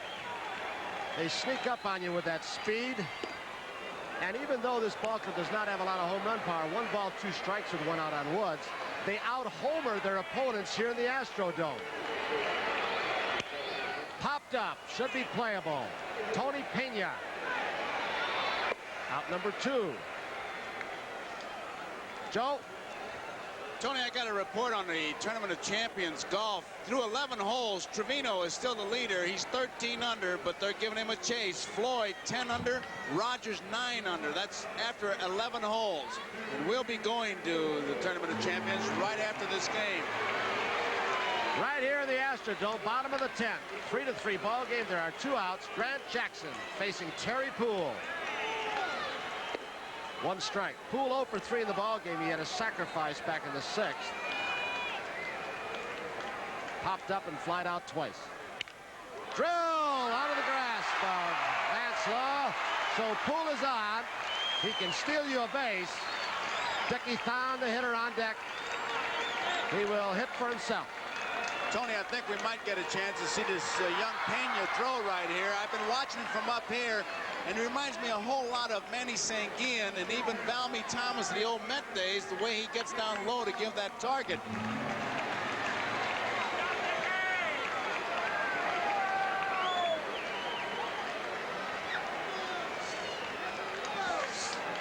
Dickie Thon, let's see what happens here. High, ball 1.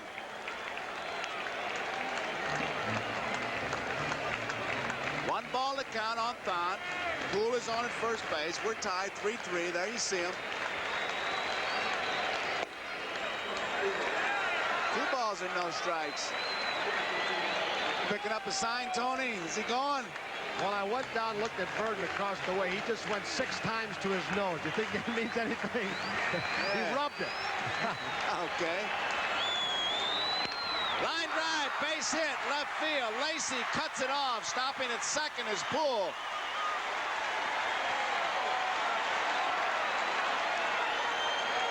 So, the winning run on at second base. And the man of the hour is Cesar Cedeno. There are 2 outs. We're tied 3 apiece.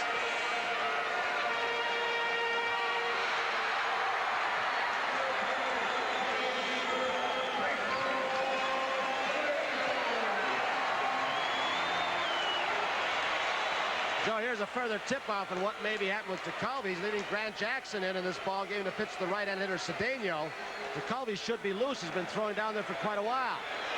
Good point. Inside, ball 1. Last night, Tanner brought in Romo. He started with Romo today, not Jackson. Listen to the crowd.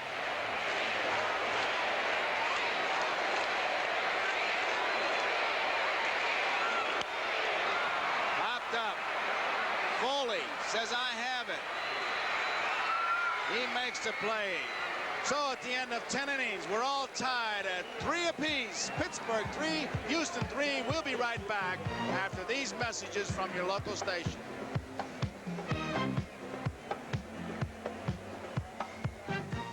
Barbara Mandrell and the Mandrell sisters welcome Bob Hope. Then BJ becomes a death-defying stuntman. And on Walking Tall, a confession could bust a gun range. Saturday on NBC.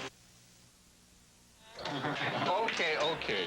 The artisans are the ones that make the artesian brewing water. It makes Olympia beer taste so good. Nice talk. No, really. It is. You ever see one? See what?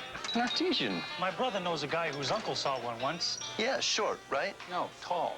All right, let's go down to the Olympia Brewery and you show me an artesian. Can't do that. Why not? Tuesday's their bowling night.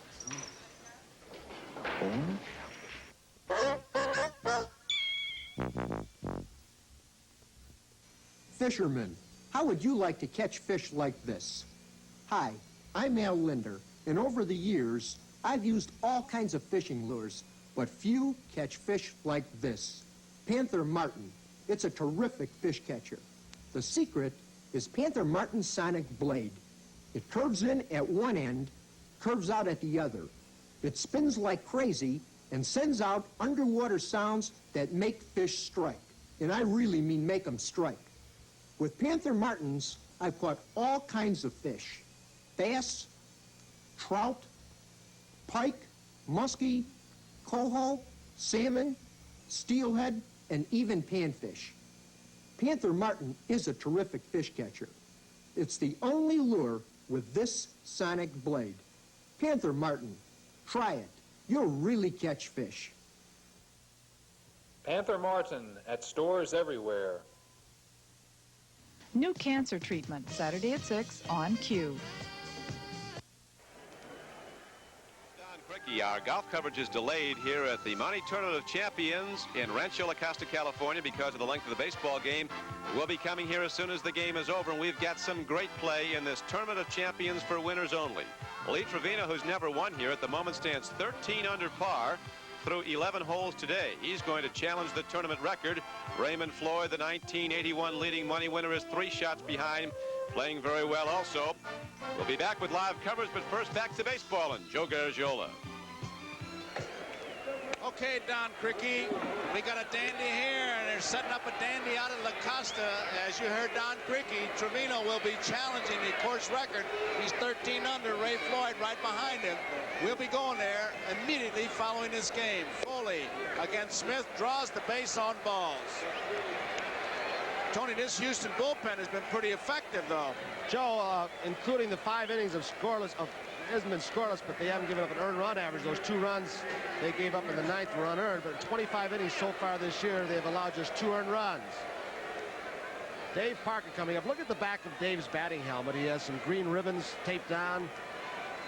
Memoriam of the little black children who have been killed down in the Atlanta area. Most athletes very much concerned what's happening there. All America concerned. Pray to God that it will end. Dave Parker, nobody out. Foley's the base runner. Cardinals scored 5 in the 7th. They now lead in the bottom of the 7th, 9-2. Seaver was taken out of that game, although he did strike out the 3 men at least, and he has his 3,000 strikeouts. Price is a new pitcher for the Reds. Back in the 9th, a similar situation with Foley on, Parker up. Howe's looking for a bunt. He's swinging away again.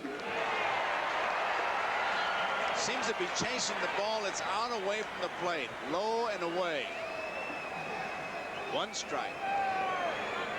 I've got to believe, Joe, Dave with that knee, and that knee is not quite strong after the surgery. That he used to be a pretty good low ball hitter, but I would imagine trying to get down for that low ball may be a little more difficult now until he strengthens that knee. Same spot. You can see him almost slip. He said it really hurt him this morning coming off a night game last night. Not enough time to rest. Watch his swing. Looked like a sinker, maybe a fork ball or palm ball. His swing and on his follow through, he really flinched. Look at it bothering him right there. Big man's hurting.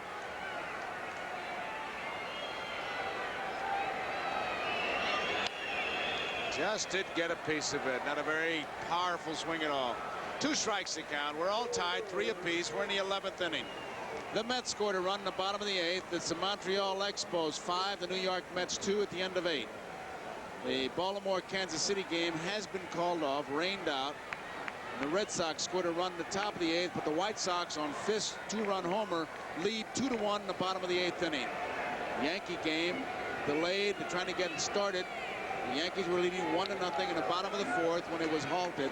Home run by Nettles. Tigers beat Toronto 4-3. That's the final score. Cleveland leading Milwaukee 5-0, bottom of the 8th. Outside. 1 ball, 2 strikes. Dave Smith.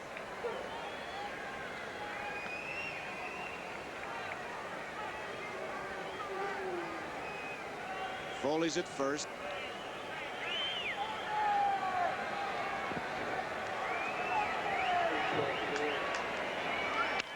Off the fist. And I mean, they went diving in that dugout. Tony, you got a good view of that. There's a couple of them still on the floor. Look at them. Bavacqua with the flag. We surrender. There's Hooley. He's seen that a lot of times, hasn't he, Hooley, back there? Yeah, Houlihan, the clubhouse custodian, Bavacqua.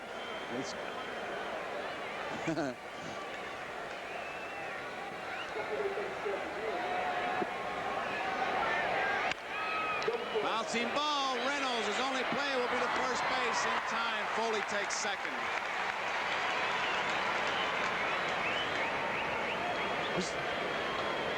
Another example, Joe, of a smart player that Foley is now. He doesn't have much speed. We've said that many times. But on this chop ball, Reynolds might have had a chance, except that Foley got such a good jump off first base. You could see Reynolds from that back view. You could see his head just go to the left. He was looking to get Foley, the lead runner, but Foley got a good jump. Here is Lee Lacy. Lacy came on as a pinch hitter in that ninth inning and singled hard to left field. Put Foley on at second base, and then the error by Howell loaded him up. Lacy had a tremendous year playing left field. He and Easler combined. Lacy had 345 in 78 games. He doesn't get that one. I tell you, in 78 games while playing left field, he had 345, 7 home runs, and drove in 31 runs. So he knows what to do with the bat. Foley at second. He's the tiebreaker.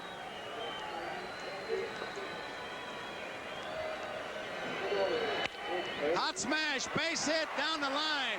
Here comes Foley, and the Pirates take a 4-3 lead as Lacy goes into second with a double. He comes on to pinch hit a single in the ninth, and now he doubles into tiebreaker. Joe, he had a good pitch. It was a palm ball, I believe, that was down around his ankles. That's what an infielder's got to be thinking about. Do not let a ball go through.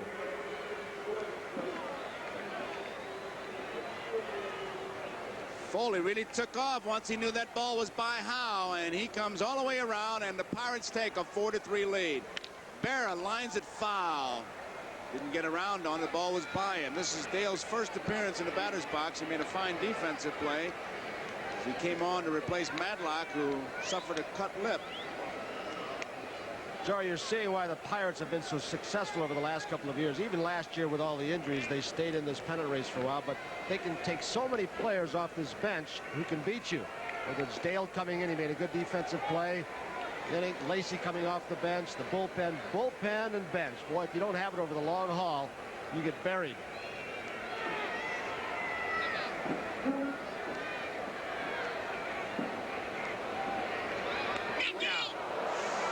Hit by a pitch ball.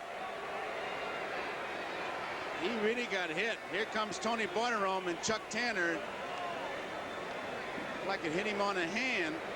Oh, forearm. Back near the elbow. If it hit the meat part, it will not be as serious. But if you get it right on the tip of that elbow where it hits bone, it can be trouble. He did turn his shoulder. Oh, no, 0-1 count. He may have been looking for something breaking. Smith with that palm ball and good curve and slider, and he tried to brush him back. Dale Berra hit by a pitch ball. Well, it sure was not intentional, because you don't want to get him on base and have a right-hander, as Smith is, to face the left-hander Jason Thompson. Now Mel Wright comes out. He's the pitching coach for the Astros. Mel's done quite a job with the kids on this staff.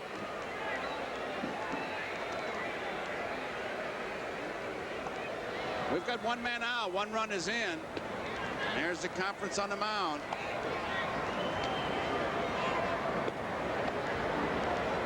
Pretty soon Lee Wire will hit out there and break it up. There he goes. In the bottom of the 11th inning, it'll be Cruz with a home run in the ninth, and Art Howe has a pair of home runs, and Jeff Leonard, the 3 batters for the Astros. Here's Jason Thompson. He's had himself a good day. Hit the ball hard. One base hit, a tremendous home run.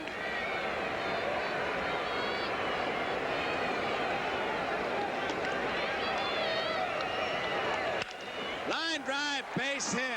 Here comes Lacy around to score. Heading for third is Berra. Thompson knocks in a run. It's 5-3.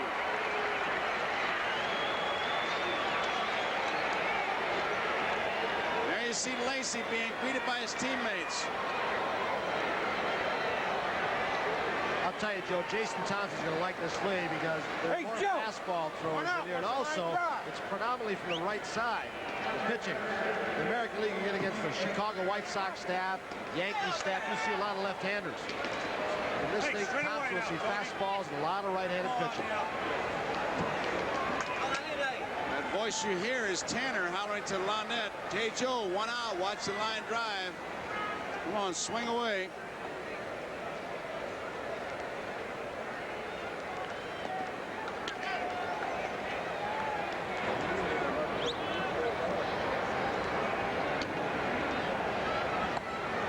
Here's Pena. 1 man out.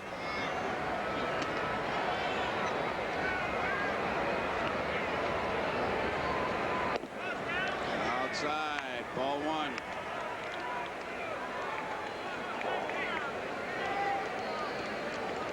It's Thompson at first, Berra is at third.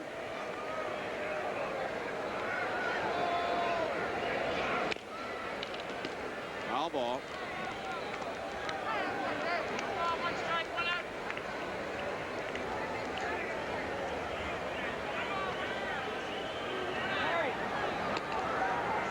To 3, the Pirates with a 2-run lead here in the 11th inning, and we'll be heading for La Costa just as soon as this game is over, where Trevino is challenging the course record. After 11 holes, he's 13 under, being chased by Floyd. In front of the plate, here comes Berra. They'll not get him. Everybody's safe.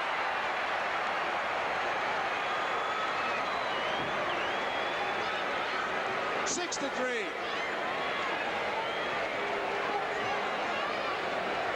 Caught up in the action here. Joe, I started yelling home, home, home with everybody else. Here's a little chopper. Smith had a play on the ball, but that big glove that many pitchers use, it rolled around in the big glove. He couldn't get it out. Right there. They use the big gloves to conceal their pitches, but many times they cannot field as well. He had a chance to get the runner coming off third base, saving a run for himself. So thus far, the defense for the Astros has cost them some runs. Allow those extra outs. Good jump off third base by Berra.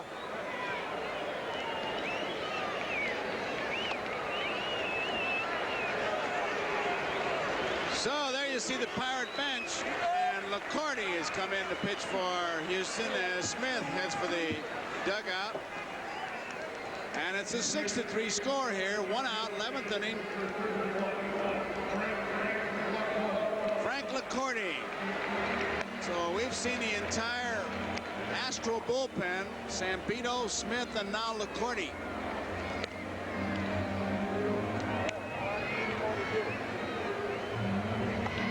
Astro dugout. That pretty well says it all. 6 runs, 7 hits, no errors for Pittsburgh. 3 runs, 8 hits, and 3 errors for the Houston Astros. Tony, if it ends like this, who you pick for the start of the game? Well, don't know. Lee Lacy sure got a big hit. 2 of them. Couple.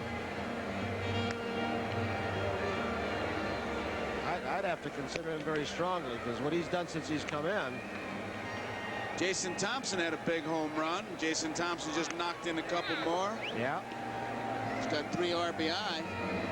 And he hit the ground ball where Manlock upended Dickie Thon. It's a couple stars of the game. Right now, I'm going with Lacy. Well, looks like we got our first disagreement.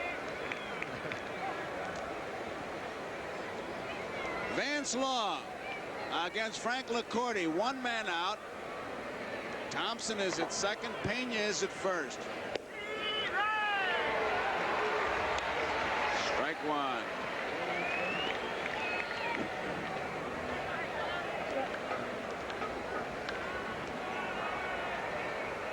Six to 3. Pittsburgh out in front. Big curveball is a beauty. 2 strikes.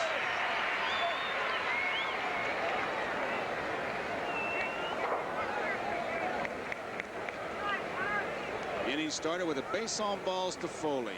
Lacy's double. Berra hit by a pitch ball. Thompson's single. Pena's fielder's choice.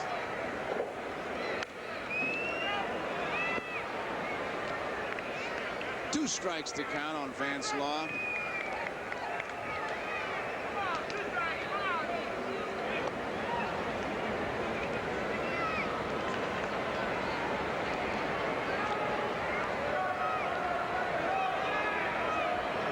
Lee Trevino has never won the Tournament of Champions. Atop the leaderboard right now. Fastball misses. 1 ball, 2 strikes. We'll be getting a report as to what's going on. We'll be going there immediately following this game.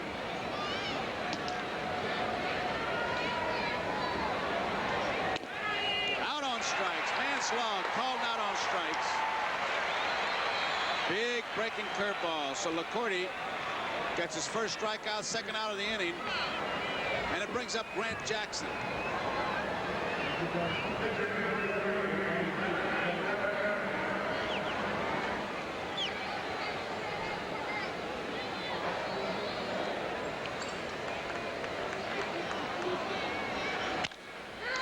Foul ball.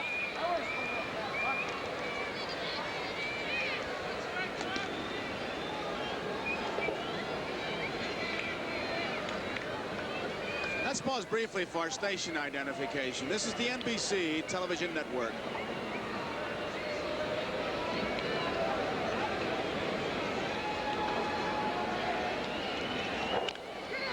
Bouncing This ball is WMAQ TV, Chicago. 2 strikes to count on Grant Jackson. Joe Garagiola with Tony Kupak here at the Astrodome, where we have extra innings. We are in the 11th inning. The Pirates just jumped out with 3 runs, a break to tie. It's a 6-3 score. Pittsburgh out in front. 2 men out, 2 men on. Grant Jackson, the batter. Nope. 1 ball, 2 strikes. Thompson is on at second. Pena is the base runner at first.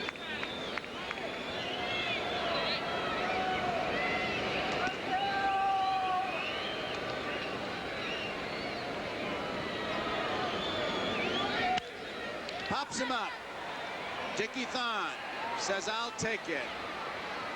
He makes the play. That ends the inning. So we go into the bottom half of the 11th inning. The score here, Pittsburgh 6, the Astros 3. It'll be Cruz, Art Howe, and Leonard for the Astros. Alcoa can't wait. Alcoa pilfer-proof closures have protected products for over 50 years by showing what's been opened and what has not. Alcoa has also developed child-resistant closures. They're tough for kids to open, so they're good protection against too much curiosity. In our hospitals, Alcoa closures help to protect life-supporting systems and medicines. Alcoa closures satisfy very special needs today. We can't wait for tomorrow. Alcoa can't wait. When we tell you Michelin radials last and last. Well, that's no surprise. When we tell you Michelin radials save gas. That's no surprise. But when we tell you you can get Michelins for about the same price as other leading radials. Now that's a surprise. But it's true. We're America's fastest growing tire company. We make the tire you need at a price you can afford. See your Michelin dealer and prices set for your car. You'll be pleasantly surprised. Michelin. We put America on radials. Hey, Sheriff, you hear about Big A Auto Parts? Yeah, Big A saying they always had the part, and that's suspicious. When you check out Big A, you'll find every Big A Auto Parts store has an incredible system that keeps up with all the parts they sell. And replacements are delivered every day, so they'll always have the part you need when you need it. And you? Well, Sheriff, I see you finally found something crooked. Big A Auto Parts. We've got it. This is Don Criqui back at Rancho La Costa, California. A great tournament, Money Tournament of Champions going on. We'll be coming to it for live coverage. We're late coming here, of course, because of the length of the baseball game. Lee Trevino and Raymond Floyd are matching shot for shot. Trevino, the tournament leader, live now. 2-shot lead. He just missed this 14th green and made a great effort there for a par on that for a birdie, and nearly got to 14 under par with a 3-shot lead. Raymond Floyd, meanwhile, had hit a fine tee shot on this 14th hole and 2-putted for a par. So Trevino takes a 2-shot lead with 4 holes to play. The Merrimax has never won in 9 previous appearances in the Money Tournament of Champions, but right now he's atop the leaderboard. We'll be back shortly. Right now, let's go back to baseball and Joe Garagiola.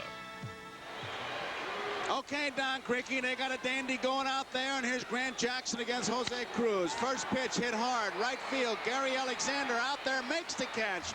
Gary Alexander replaced Dave Parker, and on the first pitch, they test him, so there's one away. Montreal defeats the Mets 5-3. Final score, Gullickson the winner, Jones was the loser. Here is Art Howe. NBC's Baseball Game of the Week has been brought to you by Lowenbrow. When you want the taste of a truly great beer, there's really only one. Tonight, let it be Lowenbrow. And by Ford and your Ford dealer, who invites you to test drive the EXP, America's new personal sports coupe. And by Dutch Masters Cigars. There really are masters at Dutch Masters.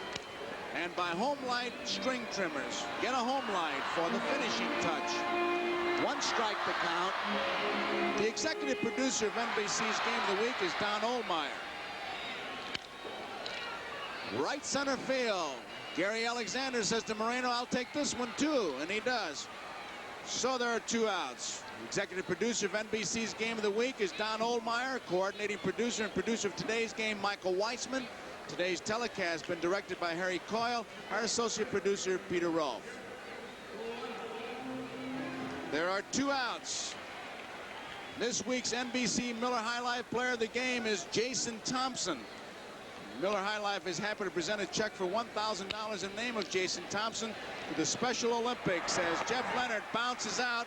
It's a 1-2-3 inning for the Astros, and the Pittsburgh Pirates defeat the Houston Astros. Tony voted for Lacey. I voted for Thompson. Our producer was the tiebreaker, so that's it. Joe Garagiola for Tony Kubek saying so long from Houston, where the Pittsburgh Pirates beat the Houston Astros in extra innings 6-3. Remember, tomorrow, beginning at 2:30 Eastern Time, the final round action of the Tournament of Champions, followed by NBC Sports World. And now stay tuned for the 3rd round of the Tournament of Champions, live from La Costa, California, right after these messages from your local station.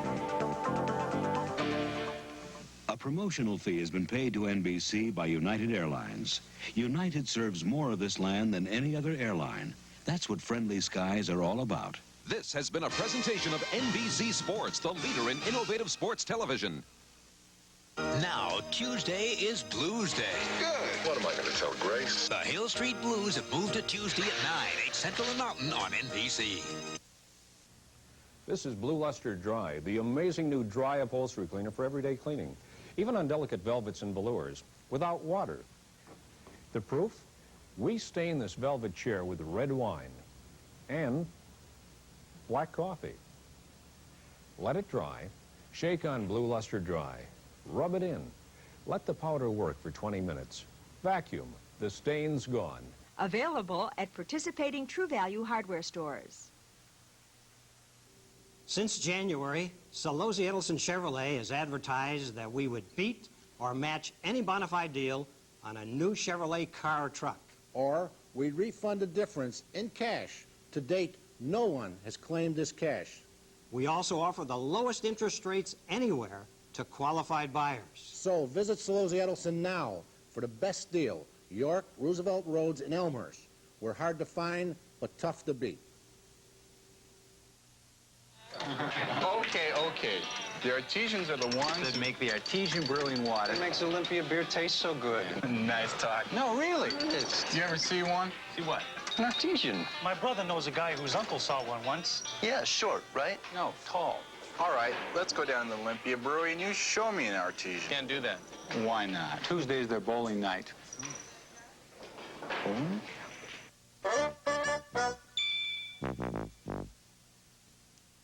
Happy Passover from Channel 5.